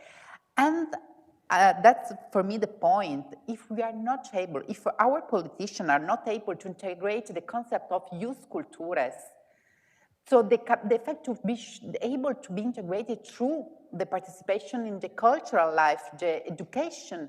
So if you don't take into consideration education, if they want just migrants as undocumented to better exploit them, if there is a clear discrimination in access to labor market that is still segmented also for Italian, if you are of another color of the skin, you cannot really deeply be considered Italian. If politicians every day show this arrival by boats as a kind of invasion, not taking into consideration the fact that what have these people suffer, which kind of reception is the right one for these people to be integrated. And then if we don't think, and I think it's the key important things, if we not think to the long-term perspective, these people one day will be Italian. These people will be living near our Italian citizen. And the best they are welcome, the best they feel them welcome, the best an integration process will be possible. It's not the case now. Thank you very much. Well, Rainer, where are we in Austria? In Vienna, we are above 40% of citizens or residents, not citizens, who are not born in Austria. And the latest barometer of Integrationsfonds says that an increasing number of Austrians sees cohabitation with migrants as something that is not desirable, let's put it this way. Is Austria ready to accept that it is an immigration country, considering the number of migrants that arrive, or it is not? The suggestion of Austrian Chancellor in Brussels at the recent meeting to use EU funds for fences, it was not accepted. There are so many of us here. How does Austria integrate or not? What are the perceptions according to your studies? And then, well, everyone in the room knows what they think. Well, I suppose the short answer is Austria is an immigration country in self-denial. So it has been an immigration country for a very long time. Even after World War II, there were huge migration flows of displaced persons in the aftermath of the war and the Holocaust. And then there were refugee flows whenever there was a big crisis in Eastern Europe, like 56 in Hungary or 68 in Czechoslovakia and 80, 81 in Poland. Excuse me, I forgot to introduce you. I wanted to go very fast. Just a second, I apologize. You have to punctuate I am Bauböck. I'm sorry. Bauböck is a part-time professor in the Global Governments Program of the Robert Schuman Center for Advanced Studies at the European University Institute. He's a corresponding member of the Austrian Academy of Sciences and chairs the Academy's Commission on Migration and Integration Research. And he also teaches at the Central European University at Vienna campus. Please. That's quite enough. Thank you. Thank you, Mirjana. So to continue the story, in the 60s, Austria joined a group of other countries like Germany and Sweden and Netherlands and others who had severe shortages in the labor market and said we need to fill this by importing migrants. So this was the famous guest worker policy that was agreed between the social partners. That was not a big political debate about, because it was agreed more or less behind closed doors. And everybody thought this is quite beneficial, but we'll send them back home when we no longer need them. And the outcome of that story was that temporary migration turned into permanent immigration, mainly because the employers themselves had ongoing demand for immigrant labor and encouraged the migrants not to go to the official recruiting agencies, but to bring in their family members and friends from the same villages. So this is how, through chain migration, a permanent immigration flow, mainly from then Yugoslavia and Turkey, started to Austria, and that was for a long time the largest contingent of immigrants in Austria who settled in the 1980s. There was a short period of a policy where the Austrian government tried to reverse this in line with the German government's efforts, Helmut Kohl then, to pay money for people going back, but that didn't go that didn't really go far. And, the fact was they were here to stay. And then what happened was the fall of the Iron Curtain and the new prospect that Austria was no longer at the periphery of Europe, but somehow moved into the center. And there was this new group of countries that had the prospect of joining Europe in the long term, which they then did in 2004 to 2007. Austria was in a position where it could hugely benefit from that opening. You know, Austria was probably the main beneficiary because Austrian companies just dashed there and invested in Budapest, in Bucharest, in these countries. But there was a return flow. You know, Austrian capital flowed into these countries, and then people from these countries moved to Austria, initially still as migrants without the right to move there. And then from 2004, eventually as European citizens who were not initially admitted to the labor market, but they had the right to, as European citizens, to be there. They had free movement rights. The other big thing that happened was, of course, the breakup of, the violent breakup of Yugoslavia, and Austria was in a position of being the first country in the Western Bloc that was a destination for these people when they became refugees and had to move out. Many of them went further. They went on to Germany, also to Sweden, but many came to Austria, and Austria then already had to face a situation that was not quite dissimilar to what is happening with Ukraine now. They came initially as as refugees under a temporary protection scheme, right? And after a while, temporary was no longer temporary because many people couldn't go back. Their homes had been destroyed. The war was still going on in Bosnia and later on, of course, also in Kosovo. And so it was clear that these people would also stay. And so in these various steps, Austria became a country for labor migration that it had initiated itself, and for refugee migration, for which it was an obvious destination because of its geographic position. That has hugely changed Austrian society. You know, I moved to Vienna in 1971, right? And if I try to revive the images of what Vienna looked like in 1971 and what it looks like today, it's like a completely different city. There was a recent episode that captures this quite well. Most of you in the audience will be familiar with this. In an Austrian TV show, in the context of an election in the province of Lower Austria, the member of the provincial government from the Freedom Party, who is in charge of asylum and animal protection, animal rights, was confronted with students from a high school class in Favoriten, which is a heavy immigration district. And one of the students asked him, if your party's policy had been carried out, then we wouldn't be here. What do you say to that? And his response was, well, then Vienna would still be Vienna. So his image of Vienna was my Vienna of 1971, right? Not the Vienna of today. The reaction to this already tells you something about the Austrian perception of immigration. It was a kind of a general condemnation. Even within his own party, he didn't get much support. Yes, for that but may I just interrupt you, because I would like also to open the floor for questions. May I just interrupt you? What does it take to be an Austrian? You know, this like is exactly what I'm trying to get sorry. at. The answer may be, the question may be wrongly asked, right? If you ask in a cultural sense, Austrians are divided on that question, right? So the point is, there is not one standard for what it takes to be an Austrian. If you ask somebody like Gottfried Waldhäusl, what it takes to be an Austrian is not to be foreign. That means people don't qualify in whatever they do. Huh? Even if they are born here, they will never be true Austrians or Viennese. If you ask the majority of the population what it takes to be an Austrian, they would say, well, to speak German well, to get decent work, to respect the public values and democratic institutions, and that's sufficient. My point is, the change that is brought through immigration to our European societies is a transformation of these societies themselves. It's not only a change of the immigrants that adapt to these societies, but it's a change of the societies, right? They become more diverse, their public cultures changes.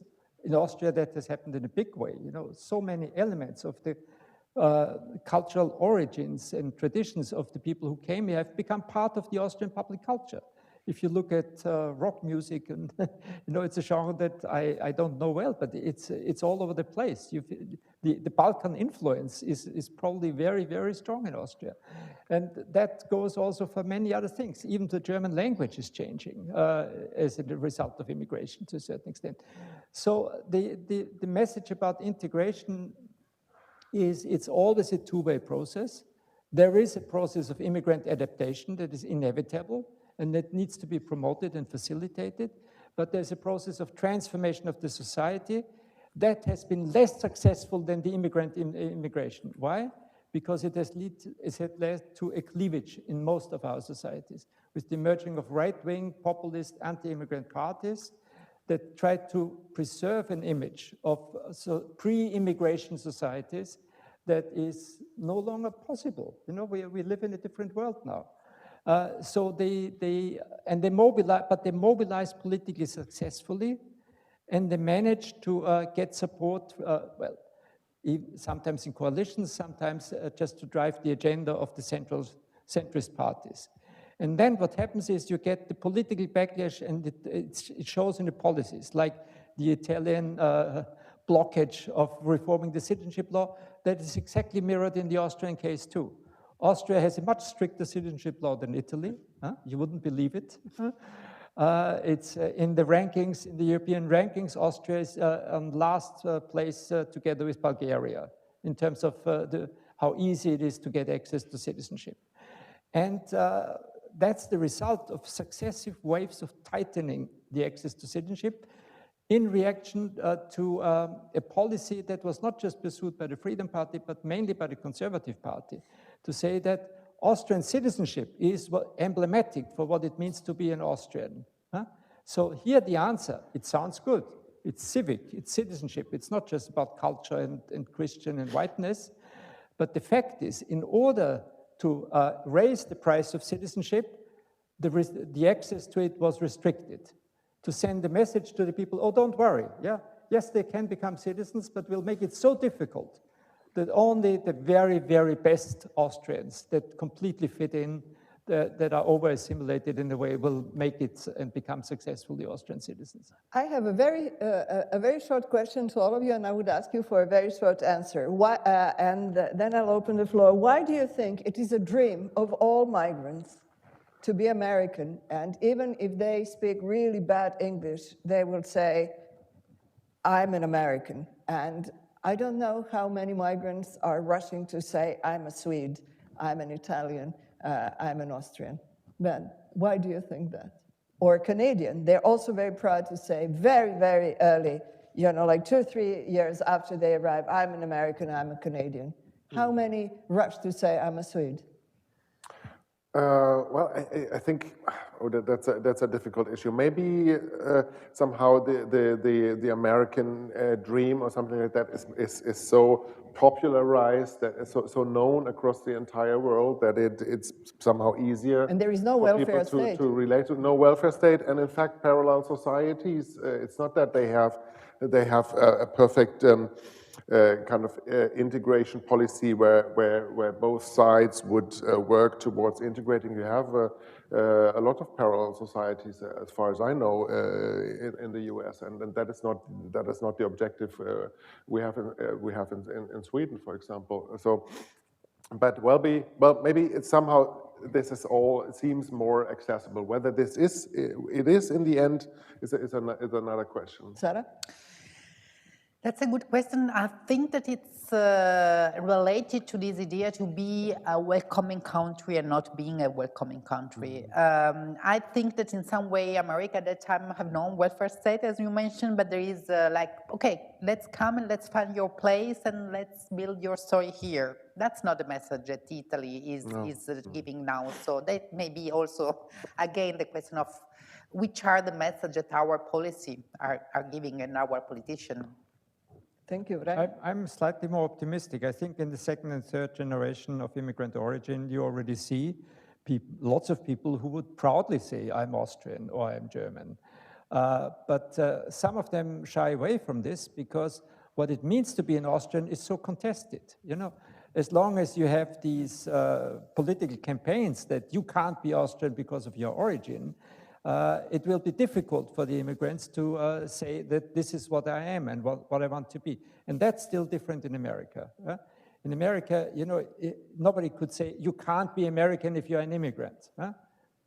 So not even Trump could reverse that story. Although you have also in America the attempt to go back to an image of a white majority dominant Anglo-America that is subverted by migration. Thank you. May I open the floor? Are there any questions offline, online?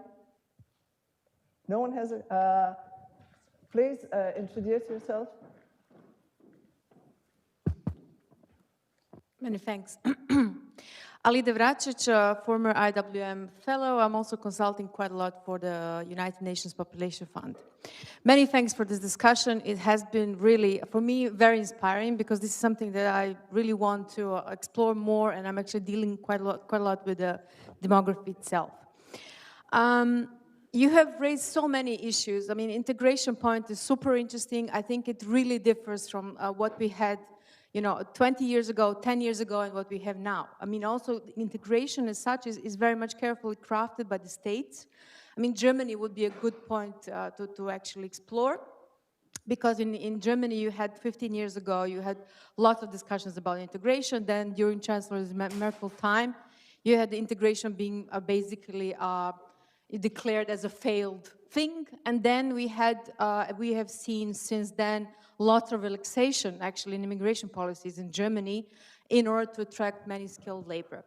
My question is related to skilled, or not skilled, but labor immigration per se. Because I think that the paradigm changed quite a bit from 2015 until now. In 2015, when Syrian refugees started flooding Europe, we had this sort of notion that we welcome refugees, but we're not interested in labor market because labor force, because labor migrants will take our jobs. That has changed profoundly in only 10 years' time. Because now, actually, countries such as Germany, but also Austria and other countries in Europe are actually actively working on this attraction of labor migrants, but they're not as interested in refugees. And I think that's a major change. Now, what has happened with that is that you have regions such as Western Balkans, that part of Europe, that is suffering quite a bit from the fact that large European countries, such as Germany, are attracting actively labor force. We know that Germany every year needs around 500,000 new people in order to sustain its economy. But what happens in the countries of the Western Balkans is that these countries are becoming depopulated. They're becoming depopulated due to emigration, due to sufficient lack of good jobs that they can find in Western Europe. Now, the question is more policy related, and I really wonder what you think about it. Whether it has to be some sort of shared responsibility between the countries, knowing that Germany is attracting that many people, and often very aggressively, I would say. Whether it should be some sort of shared responsibility towards the countries of the Western Balkans that are staying without doctors, that are staying without professors, that are staying without teachers, that are staying without crucial, I would say, crucial skilled labor that are leaving bottlenecks in these countries, or these countries should really just wake up and come up with their own sort of immigration policies that they haven't had before, because these are not countries where immigration happens normally. They're not traditional immigration countries, and they have to come up with their own immigration policies, starting attracting people from Asia. I mean, you have agreements happening as we speak between, I don't know, Guatemala and Serbia. Nepalese are coming to Croatia. Bits and pieces of that are happening, but there is no actual immigration policy per se that is being sort of enacted and actively implemented. So that's the question, whether it should be some sort of shared responsibility between large economies and small countries that are becoming depopulated, or these countries are left on their own to come up with their own immigration policies. Thank you. Thank you, Leda. Well, Leda has done studies on depopulation of Western Balkans. So who would like to start? Right, and then Ben. Yeah. Fine. So I think this is an acute observation. It's not just the Western Balkans. Free movement after EU enlargement enabled rather large migration flows from countries like Poland, Romania, Bulgaria, and you see that there are areas that are really being depopulated, where basic services are breaking down because all the qualified people who used to provide them, like medical doctors, lawyers, etc., have left. This is becoming an increasing problem. Some people, like Ivan Kastev, have also suggested this is driving partly political support for right-wing nationalist and populist parties in these countries, because of the syndrome of being left behind. Yeah? Old populations stuck in their old ways, but the young ones are no longer there. Now, some countries have found responses to this. Look at Poland. What Poland has done is, and that was not much noticed, is the largest labor migration program in Europe in the last 10 years was from Ukraine to Poland. These were mostly temporary workers in agriculture, in construction, and they were welcome in Poland because they were seen to be culturally rather similar, white, Christian neighbors, and they were supposed not to stay. Again, voluntary temporary labor, and I think that has prepared some of the ground for the huge welcoming attitude that you see now towards Ukrainian refugees, and also help to build up networks where these people can have already families and households where they can find support. So there are immigration policies that have been started under the radar in some of these countries, and I suppose that will also happen in the Western Balkans. There is no other way. The story applies, however, also, as you mentioned, to countries like Germany, Austria, Sweden, where there are severe shortages in the labor markets. And it's an illusion to think these are only for qualified jobs. There are many jobs that are considered to be less qualified. In fact, they are highly qualified, like care work, right? But they are not highly paid, and the certificate doesn't take so long to get. But there is a structural demand that will force all of these countries to look for migration to fill the gaps and the shortages in the labor market. Germany is doing so already more proactively. Austria is now moving a little bit with easing the conditions for the so-called red, white, red card for qualified people where there are shortages, but that won't be enough. And because the reservoir through free movement in Central Eastern Europe has been largely exhausted, and people are actually moving back. You no longer find any Czech caregiving nurses in Austria, that was the first wave. They've moved back. They find now better opportunities because of the shortages in the Czech Republic. So what will be the reservoir where migration could happen from? It will be Africa. It's quite obvious. Africa and the Middle East, this is where the population bulge is still increasing, where there is a huge young population that is desperate to migrate, right?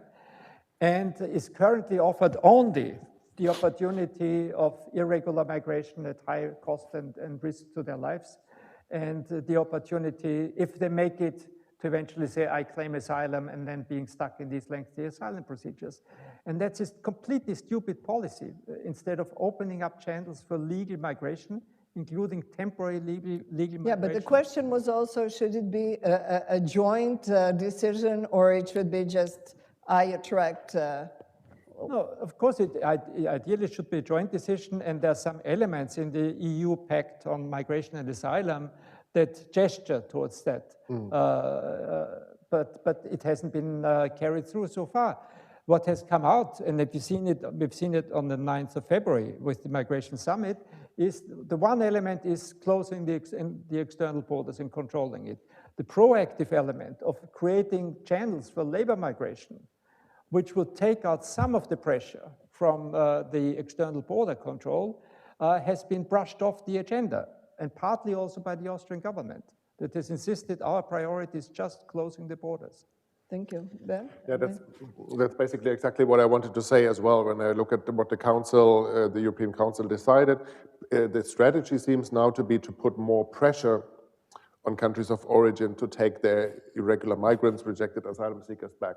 And I don't know if that policy of adding pressure, trying to pressurize them, whether that is a successful strategy, because it's not at all guaranteed that we actually are in a position of power where we can demand such things from countries of origin, and then it would be better to cooperate with them in a more let's say balanced way, where we can have a dialogue about who are the people that we might need in Europe on the labor market. Could we offer to educate some of the young people in these countries and then bring them to Europe, or could they come to Europe to be educated here and get training and so on to be able to work here? Perhaps organize a system of circular migration, which could also be beneficial for both sides. But instead, the EU has really never, in any substantial way, delivered on these promises. These are not new ideas. We have discussed that before, and after 2015, that was promised. Legal pathways were promised also to African countries, and we have never delivered on that to any major extent. Instead, the discourse is just adding pressure, sanctioning them if they don't take the irregular migrants back, and that's... I think Alida meant something else. Just preparing for this, I was listening to some podcasts about France, and it turns out that there are more doctors in emergency in Paris coming from Tunisia than those in Tunisia. And this will soon be the case with Balkan countries, especially Bosnia, where Alida is from. There will be more Bosnian doctors outside. I think this, how will that work? But anyway, will you give a short answer? And I think we shall take a break. No, I just take the example.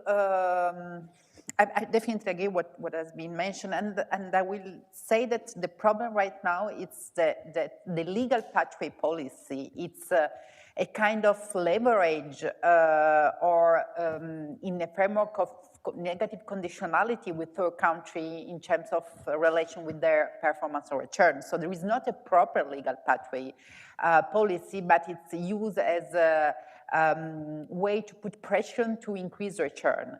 And why I'm saying that? Because, for example, Serbia recently put in place a very open visa to many countries. To be honest, I'm not sure that the main purpose of Serbia, it was to welcoming people from other countries. It was more a way to put pressure to the European Union to have something in exchange. And actually what they did is to close definitely all the visa facility, the visa facilitation they put in place. So first of all, they open, and then they negotiated with Europe. Europe said, no, you have to close and to harmonize your visa policy, and so what they did. But the question is that the harmonization now is not to open legal pathway, is to use legal pathway as way of pressure to third country and also to countries such as Serbia. So that's the problem again. So what comes at EU level is not the harmonization, but it's again the externalization. They use any kind of tools for put pressure to third country, and one it's also to open a legal pathway.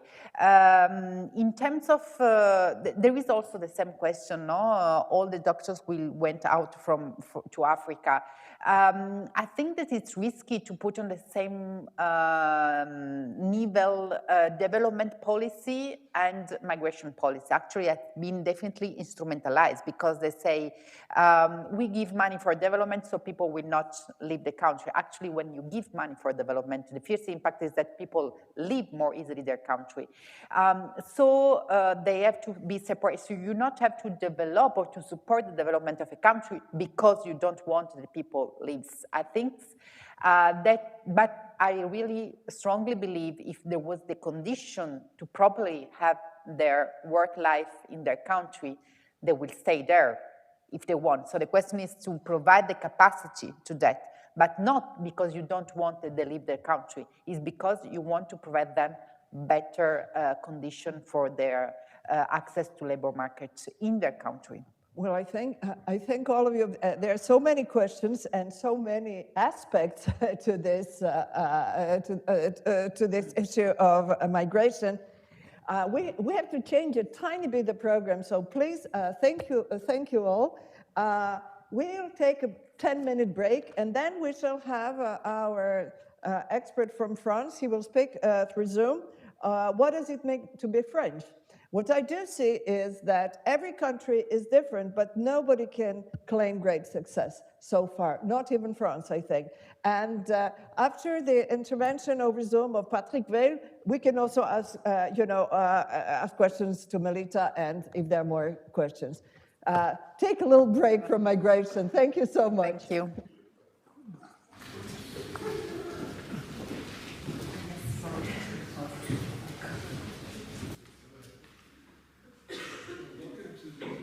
Part of this morning's event, we had a very deep dive discussion after Melita Šunjić's introduction, and then the great panel we had that Mirjana Tomić led on Sweden, Italy, and Austria about the issue of integration. Really a complex topic, and I'm very glad that we have Patrick Weil from Paris, France, Hello, with us Yvan. now. Hello, Yvan. Bonjour, Patrick. Bonjour, Yvan. You hear me? Yes. Good. So I will briefly introduce Patrick Weil, who is a senior research fellow at the French National Research Center at the University of Paris, Panthéon-Sorbonne, and also a senior research scholar in law at the Yale Law School in the United States, focuses on comparative immigration, citizenship, and church-state law and policy. We actually also met a long time ago because Patrick Weil was also related to the German Marshall Fund and the program that we had while I was there as well.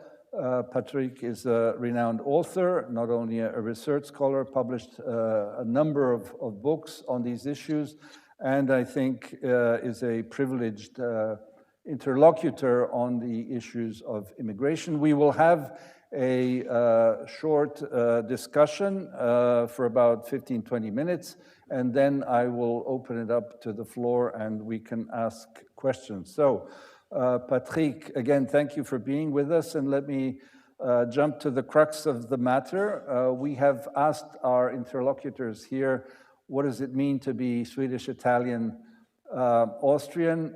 So the simple question is, based on your research and extensive insight, what does it mean to be French? Well, I can answer. I have two responses on that. The French former president, Nicolas Sarkozy, launched a national debate on the question you asked. He asked all the officials, the mayors, the president of the district, the département, the préfet, to organize a debate on what it is to be French when he was during his presidency. And most of my colleagues said that's absolutely not the role of the politicians to decide who is French, what is French. Everybody can can have an individual feeling of how to be French. And I decided, I was asked by the newspaper Le Monde to write an op-ed, and I said, I cannot write it in 1 month, on one day, and even in 1 month. I need a few months. And I wrote they gave me 1 page that became a short book, Être Français, where, based on my research, I was able to define what I call the 4 pillars of the French nationality. In fact, the idea of pillars can work with many countries. Let me make immediately a footnote. I just was in Bangladesh in the spring for a lecture about comparative secularism. And while I visited the Museum of the War of Liberation, who has invited me to make the lecture, I suddenly felt that the pillars of Bangladesh were exactly the same, almost the same, than the French pillars. So let me give you the French pillars. First of all, there is the principle of equality. As you know, we have liberté, égalité, fraternité, but égalité is stronger than the 2 other, I would say, principle. And that is a secularization of a very strong dimension of Catholicism. Then we have the memory of the revolution, of the French Revolution. That is, you can see it when you follow French politics, because we are people who demonstrate, who go in the street, who contest permanently the constitution, the regime, etc. So it's a long tradition. Then we have the language and the culture. There is very few countries where all the aspiration of the elite is to end in an academy where they do the French dictionary every week. And then you have laïcité, which is our regime of separation of church and state, to whom everybody is attached without always agreeing on what it means. But it's a very strong part of French identity. So here I mention, I would say, a historical sociological approach of what is to be French, that if you check with people, they would find it quite relevant, and they would say yes. And it's an open. All these pillars are open to new citizens. Nobody can be rejected. Nobody is rejected by equality, the memory of the revolution, the value of language and culture, or laïcité. It's absolutely open to new citizen. And then you have, I would say, roughly speaking, some French people who feel that they are losing the country, they are not living in the same country than the one in which they were born, and they regret that, and they are voting for, I would say, extremist party on the right. And you have others who would say, I am French on paper, but I'm not feeling I am recognized as such by the rest of the population. So you have here, I would say, using Max Weber, frame, I have here two categories of people who are French, but don't feel at ease totally in the current situation of the country.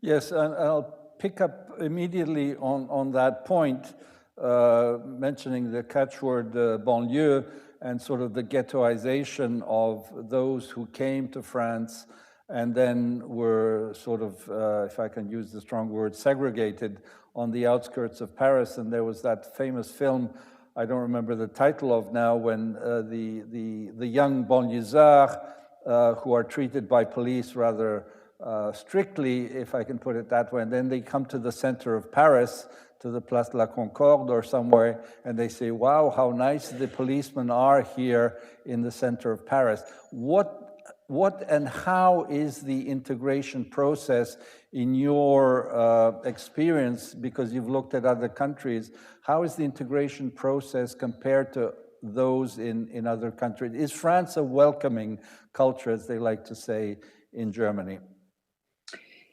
Here, I would make again a difference between the data and the perception.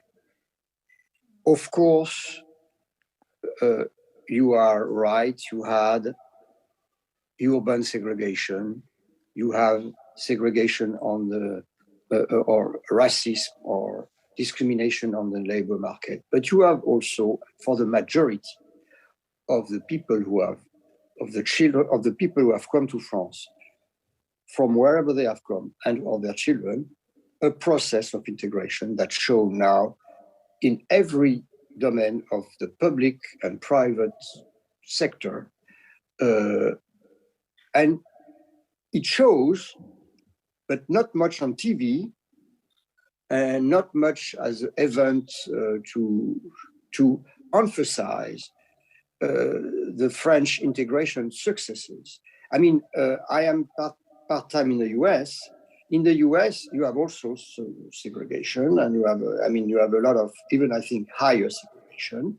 But there is a tendency to emphasize American dream and American success, as in France, you have a tendency to emphasize the French failures, which exist. But there is another dimension, which is a dimension of perception.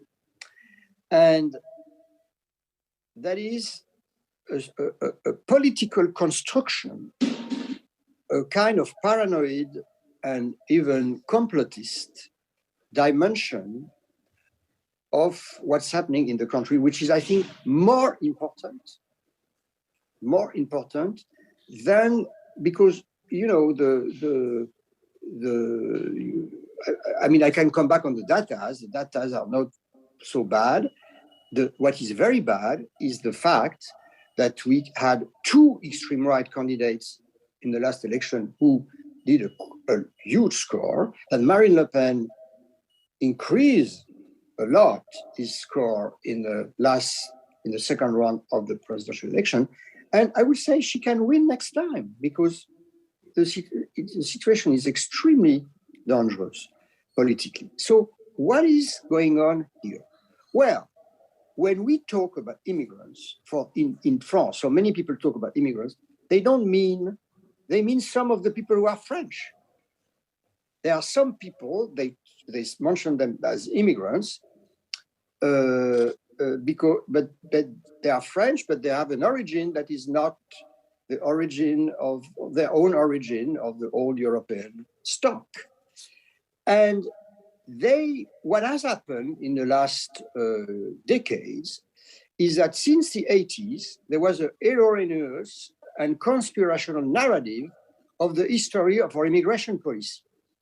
According to this factually wrong and false narrative, in 1975, former President Giscard d'Estaing introduced a new family reunification law or decision. He created family reunification. So it's totally wrong, because family reunification has existed in France since the origin of immigration to France at the end of the 19th century. But this narrative is shared by even scholars. I have been one day, a few years ago, asked by 4 major historians to write an article on a encyclopedia of French history about the creation of family reunification in 75. And people feel that they have not been part of the decision, that the decision to become open to immigration from North Africa and Africa was decided by secret authoritarian decision of Giscard d'Estaing. Can you imagine that when he died, Giscard d'Estaing, in December 2020, his eulogy in a very serious French radio, France Culture, the title was "The Father, Giscard d'Estaing, the Father of Family Reunification." Not a European builder, not anything about. So there is this quasi-obsession that reinforces the theory, you have heard of this theory, of the great replacement, that there is a plot to replace the old French stock by the newcomers coming from Africa and North Africa. I would add another dimension of it. And you know, to add something, this plot theory has not, well, you have it on the extreme right. There is a guy called Renaud Camus, who is not a very strong political public figure. But this theory has been developed in mainstream journals like Le Débat.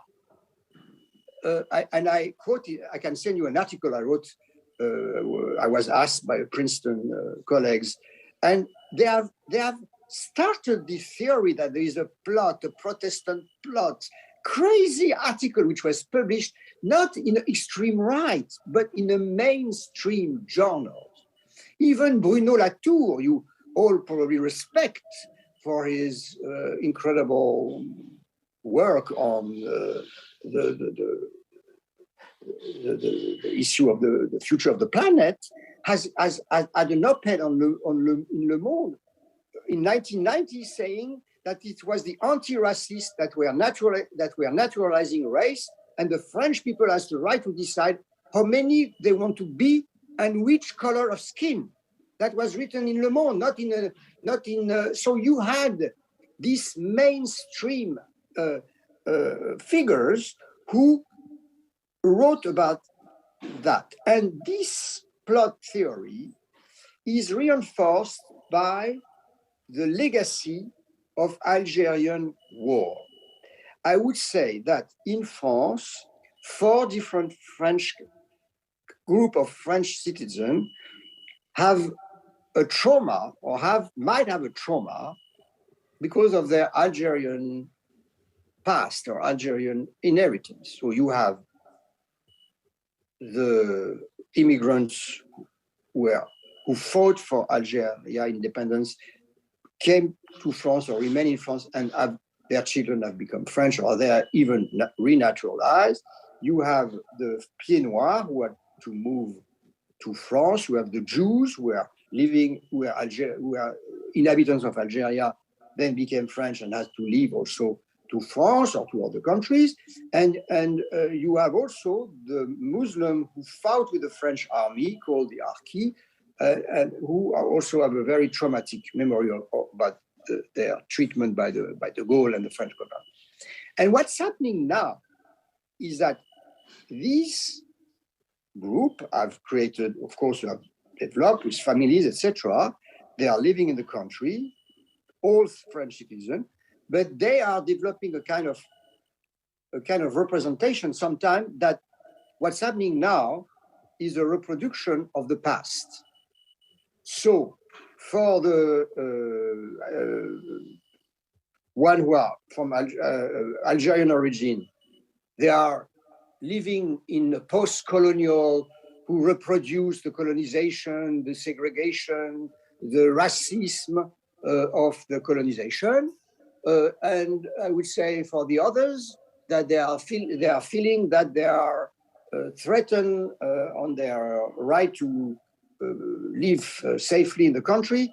And all that has not been resolved by, and that's what I want to end here, there is no counter-narrative. There is an issue here of narrative that should, and it was the opposite that was made by the different French government, including in policy. For example, they put the kids of immigrants in special classroom to be taught their language and their culture when there was a plan to send them back with their parents. But this program, which were run by the country of origin, remained decades. So these kids were put outside of their classroom, and then when it was clear that they would be staying in France, what was introduced? History of religion. Of course, everybody understands it was not the history of Christianity that was the reason of this new program. It was about Islam, and it was a complete break with the tradition of the French school that teach political history and let religion in a private sphere, or the family is teaching whatever they want.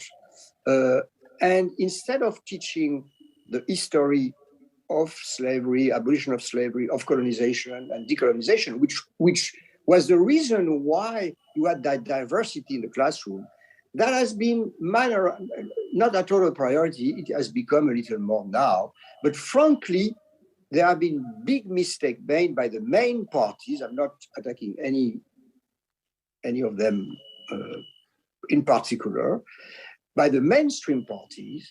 And what I want to say in conclusion, it is that you cannot fight a false narrative only by showing it's wrong, or only by claiming that you need to respect the law and liberal value. You need a counter-narrative.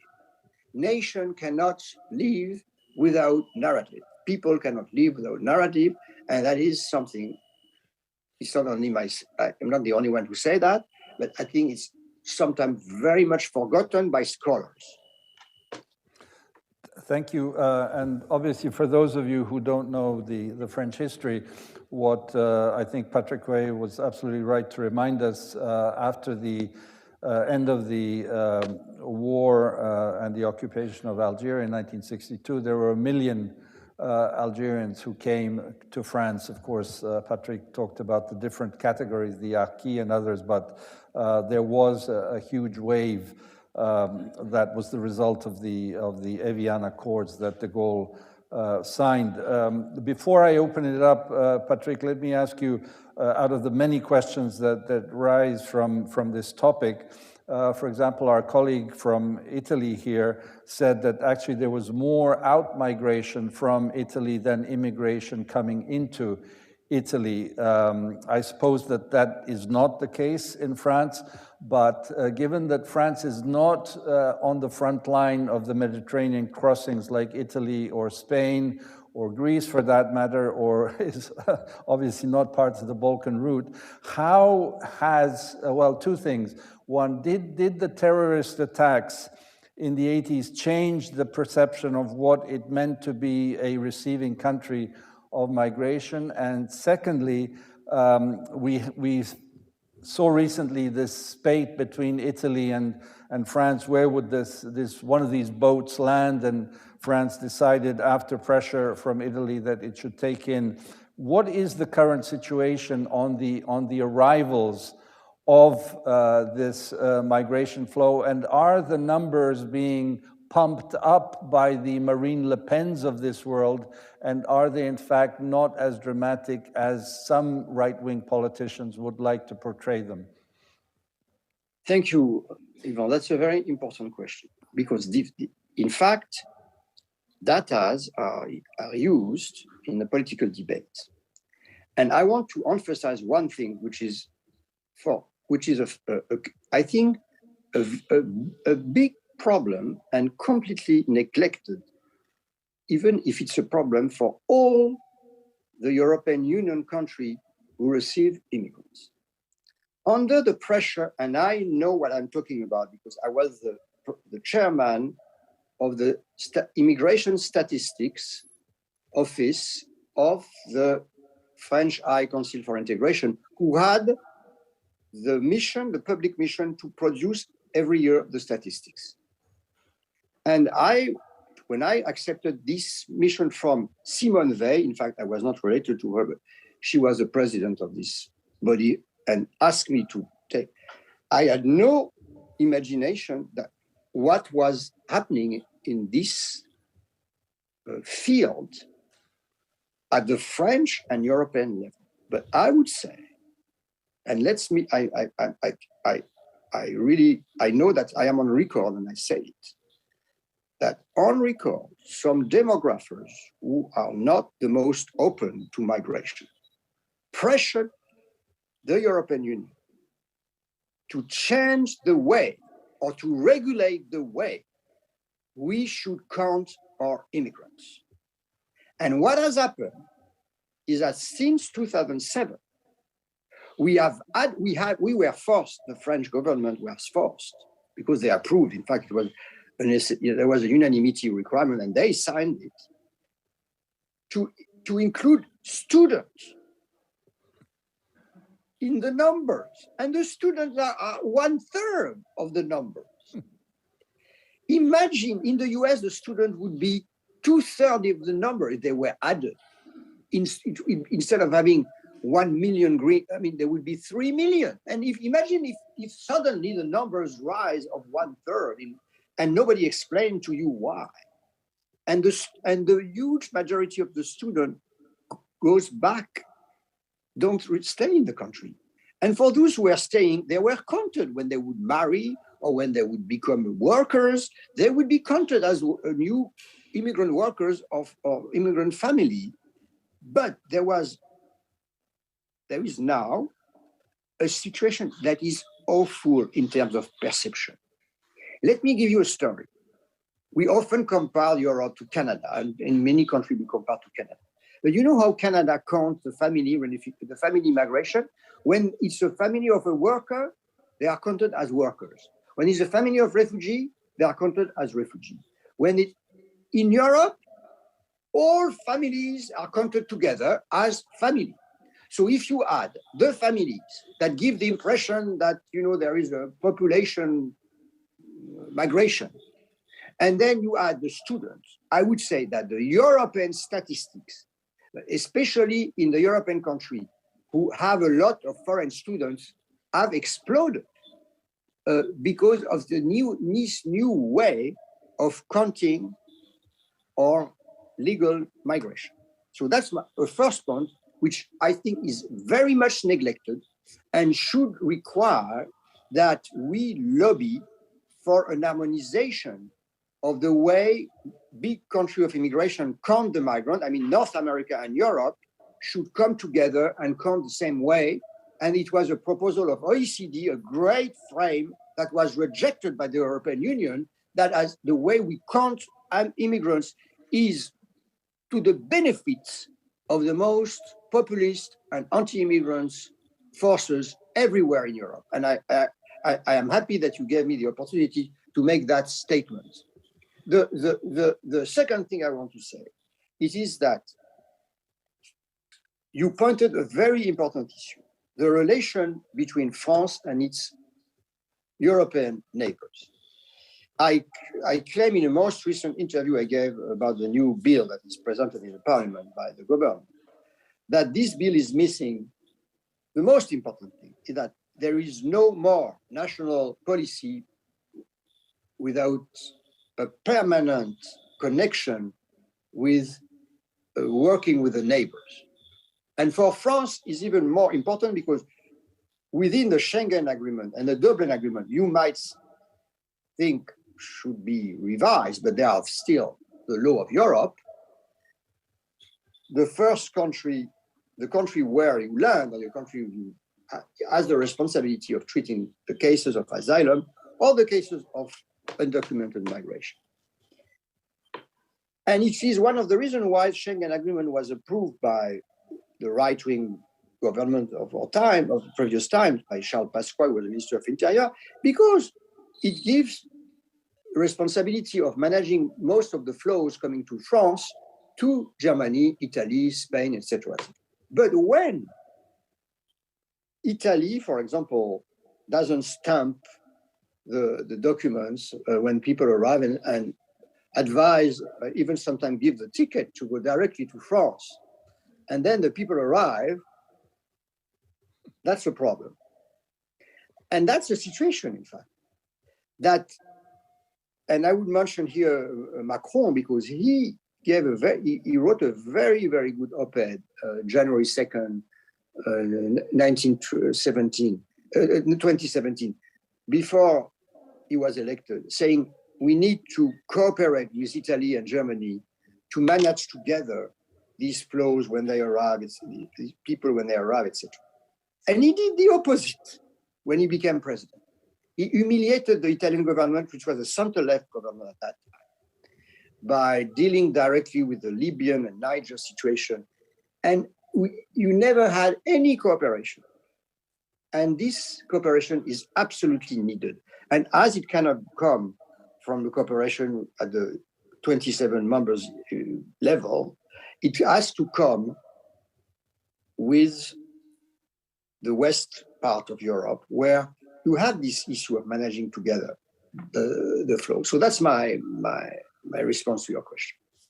Thank you very much, Patrick. Many more questions, but I'll open it up for the floor. And there are some questions from our online viewers. Exactly, yes.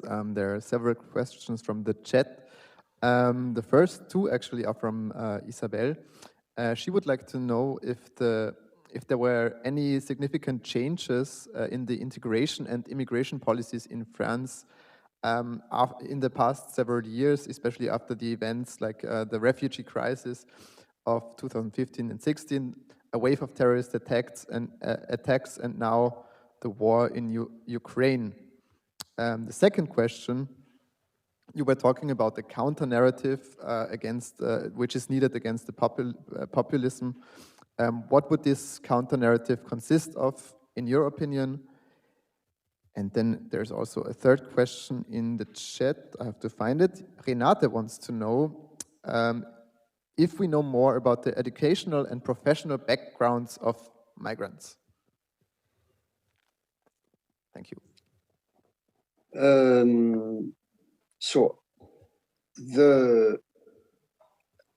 As there are some changes,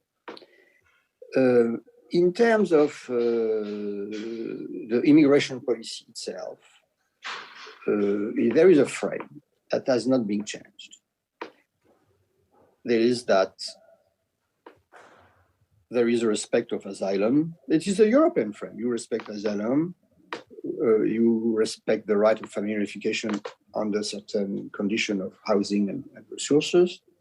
And there was, I would say, and there is the right to admit whatever number of workers you want. And there has been a tendency that I would say the rise of permit for work and the decline of asylum rights. And the new bill introduced by Macron's government, if the bill passes, which is not sure, would change. We had a very, I would say, remarkable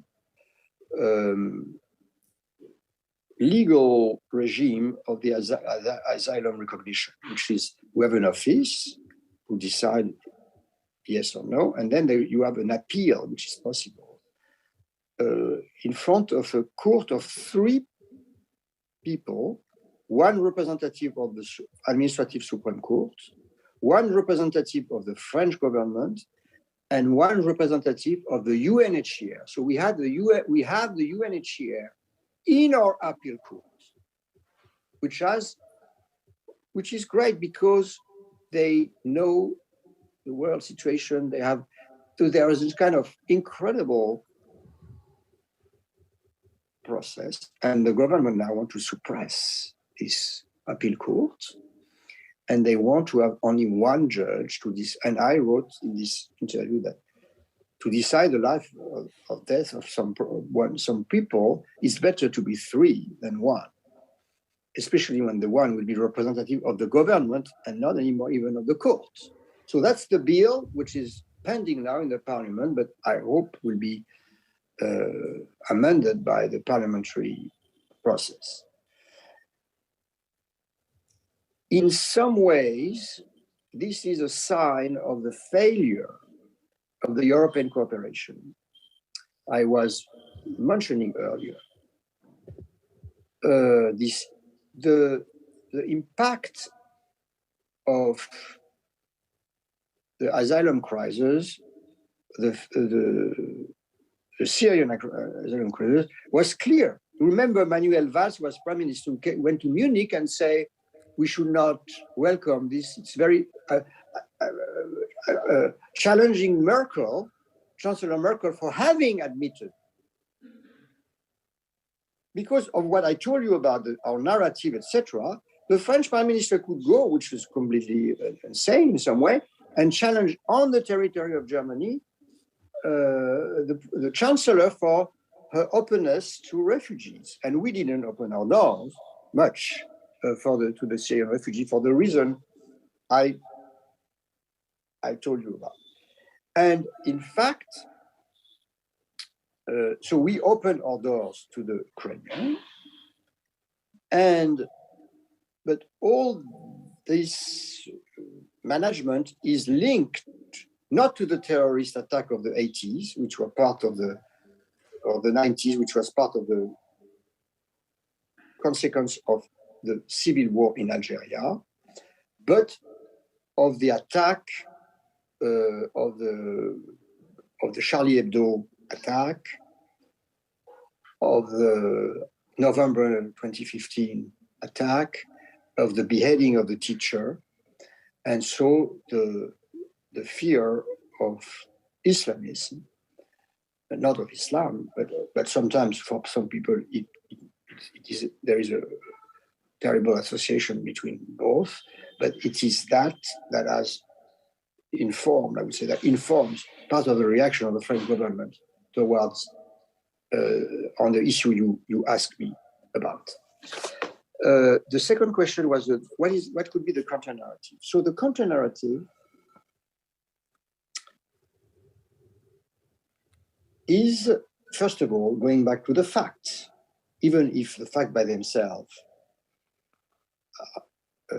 sometimes are not enough. But for example, let me speak about the narrative about slavery and abolition of slavery. There was a recent debate which was incredible in my view. There was the Minister of Interior went to Guadeloupe and attacked in a debate the local elected people, saying you are not in the same situation than Caledonia, where it was colonization. Here, the French Republic abolished slavery, etc. And then they said, no, it's not the French Republic who abolished slavery. It is the revolt of the slave who created the abolition, etc. The truth is in the middle. The truth is that it's true that the French Republic in 1794, the first in the world, abolished slavery because of the revolt of the slave, yes, but in the context of the French Revolution, And then when Napoleon re-established slavery, the first act of the Second French Republic in 1848 was again to abolish slavery and even declared it a crime against humanity and punished it with the penalty of deprivation of citizenship. But it's the same. It is the revolt, the movement of the slave, etc. But also the act of the leader of the republic against the monarchy or the empire, who were absolutely against slavery. And for example, Schulcher, you might not know, who wrote the report to abolish slavery immediately in 1848, faced Tocqueville. Tocqueville was not in favor of an immediate abolition of slavery. And so instead of opposing these two narratives, you just say, the truth is that abolition would not have happened without the revolt of the slave, but it would not have happened so early or at that moment without allies of the slave, people who were not slaves and were against slavery. This movement exists. And you have the same story about the colonization. Of course, the revolt of the colonized people played a major role in decolonization, but also the political forces who existed within the French, the British, the American, the European societies against colonization. And when I was teaching one class 1 year at Yale Law School, I taught it 2 years about the history of human rights. One can notice that human rights, when you vote on human rights, you get 20% of people supporting human rights. So the human rights fighter needs allies. They never win alone. And so that is a story I give you an example of a narrative where you show that, yes, there was discrimination in the past. There were even crime against humanity with slavery, crime against equality with colonization. But there was fight, there was victorious fight. And that is the narrative, that is the true story. And that unify people, or some people, instead of dividing them and making them enemy in our living society. Okay, we have about 10, 15 minutes more. Obviously, you can also ask Melita Šunjić, who gave us the introductory talk. So yeah, did I see some hands? Yes, both, yeah. Rainer first and then. Okay, hello, Patrick. Hello, Rainer. So you talked about French non-cooperation with other European countries on migration routes. But one country you didn't mention where there is now a current crisis is the UK. The UK is no longer in the EU. It's not bound by Schengen and Dublin. But it's the main debate there is currently about boat people crossing over the channel from France. And the complaint on the UK side is that France doesn't cooperate. It doesn't take people back. So the UK had to come up instead with a weird solution that is now becoming a model for Europe, which is Rwanda. Fly them out to Rwanda and have the asylum claims processed there. And if they're successful, they have a right to stay in Rwanda. Now, I'm just wondering, what should be the French policy on this boat people crossing over from France? And I find it also amazing, and I've always wondered about this, why would they think that the only destination they want to get to is Britain? Very few of them actually are happy with staying in France. So that tells you a story about how maybe France is not the most attractive country for many people on these migration routes. Well, let's take the second question immediately, and then Patrick can answer both of them. Yeah, maybe it's more a comment than a question, but I was thinking about this excellent idea that you had about the narrative what would be the counter narrative, and of course a counter narrative to the current narrative of immigration not working, integration not working, and so on, and politicians incapable of dealing with that appropriately. I think we've seen something which has been quite amazing this year or last year, which is the refugee situation from Ukraine, and the fact that millions of people could enter the European Union as they pleased and distribute themselves across Europe as they wanted, and were welcomed more or less, I would say, with open arms everywhere. And I think that is such a powerful counter narrative, but people don't, at least the policymakers, I don't see them making the connection. They see that as something completely different.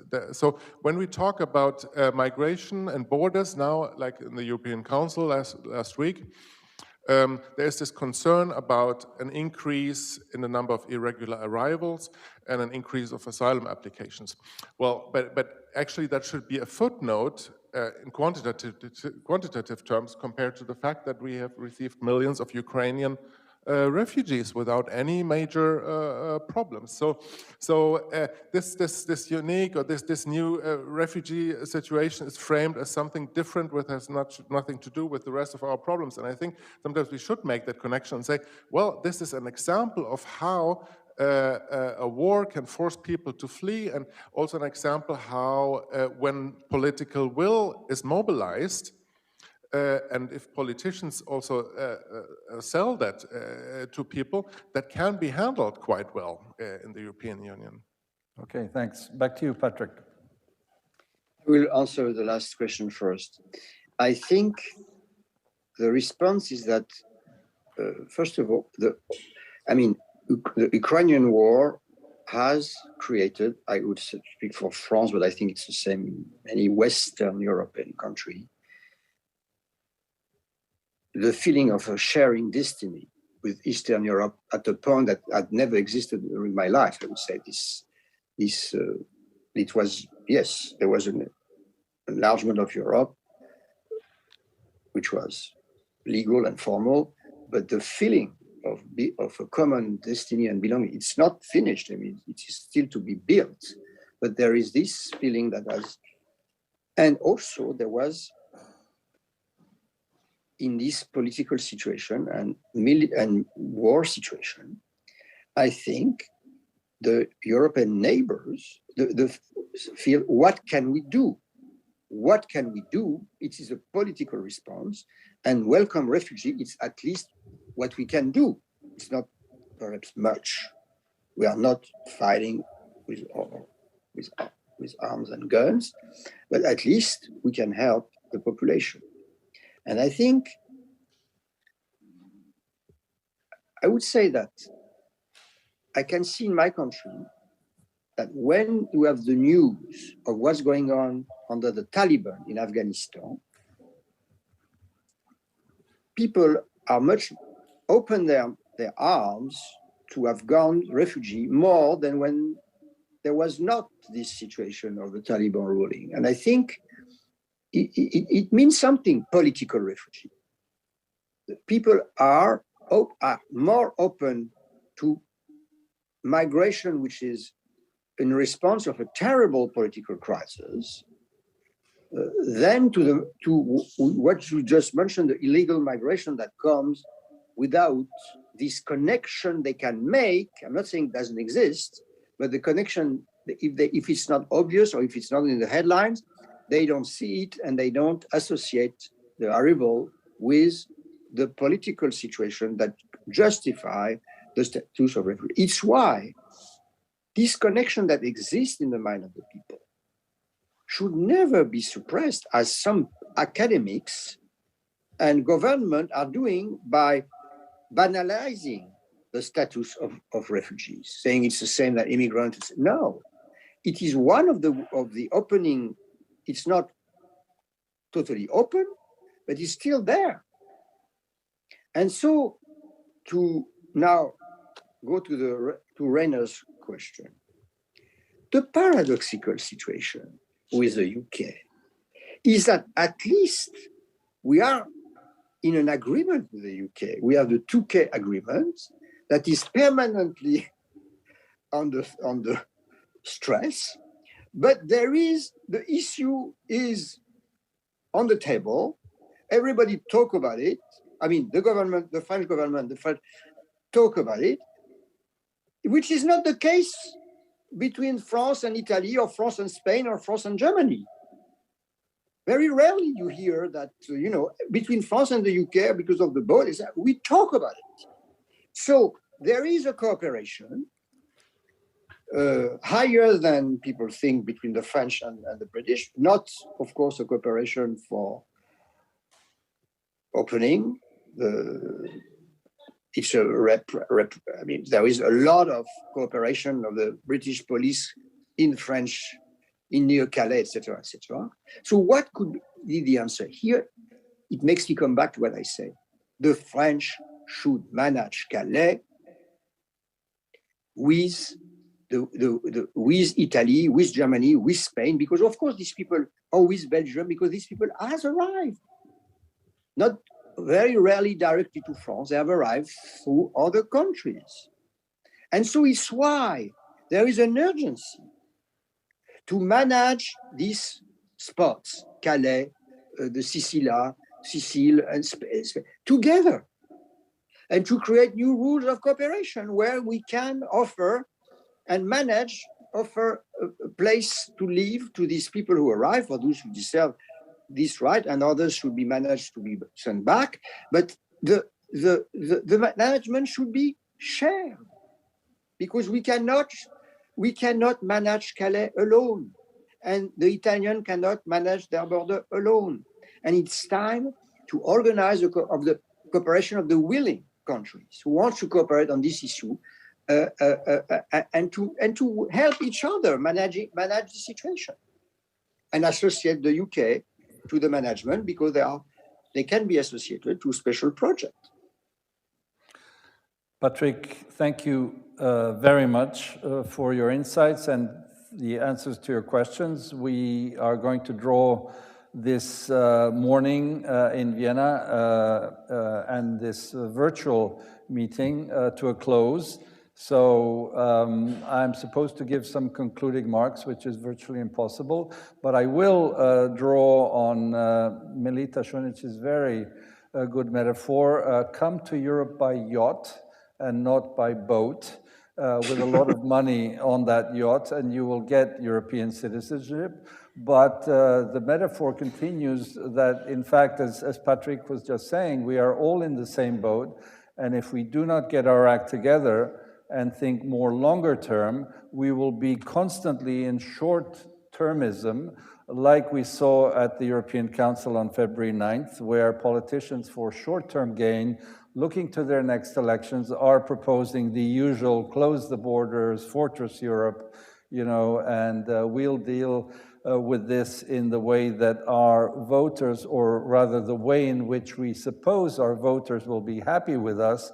And in fact, we're just kicking the can down the road. I was just saying during the break, and again, some of Melita's suggestions, we need to deal with the root causes. Yes, absolutely. And I was saying Angela Merkel during her tenure went to Africa about 6-7 times to kind of try and see how one deals with the root causes. This was just skimming the surface. And so we're far away from, is it called reforming Dublin or whatever it's called? But we're not out of the woods. In fact, we're very much in them. And so hopefully, a step-by-step approach comes. Thanks to the experts that we have had here, hopefully we'll be able to influence policies and move forward. So thank you to all our speakers. Thank you to those of you who are in the room. And of course to our virtual audience who have been with us. And I will pass the floor to Mirjana Tomić, who is of course the person who devises all this in partnership with our organizations who have done this. So Mirjana. I want to thank everybody for coming, to all the speakers. And what I have learned today, since I'm not an academic, is that Europe is incredibly diverse, and you know, I'm not really sure it's welcoming to anybody, and I'm too old to go to a new country, but if I had to migrate again, I'd probably go to Canada, where they will not be telling me about their history and about national traumas. It will be welcoming. But still, I decided to stay in Europe, so, and I think we are all Europeans, so one should have some sort of a long-term vision how to incorporate everyone who came here and will be coming. I thank you all. Thank you, Mirjana.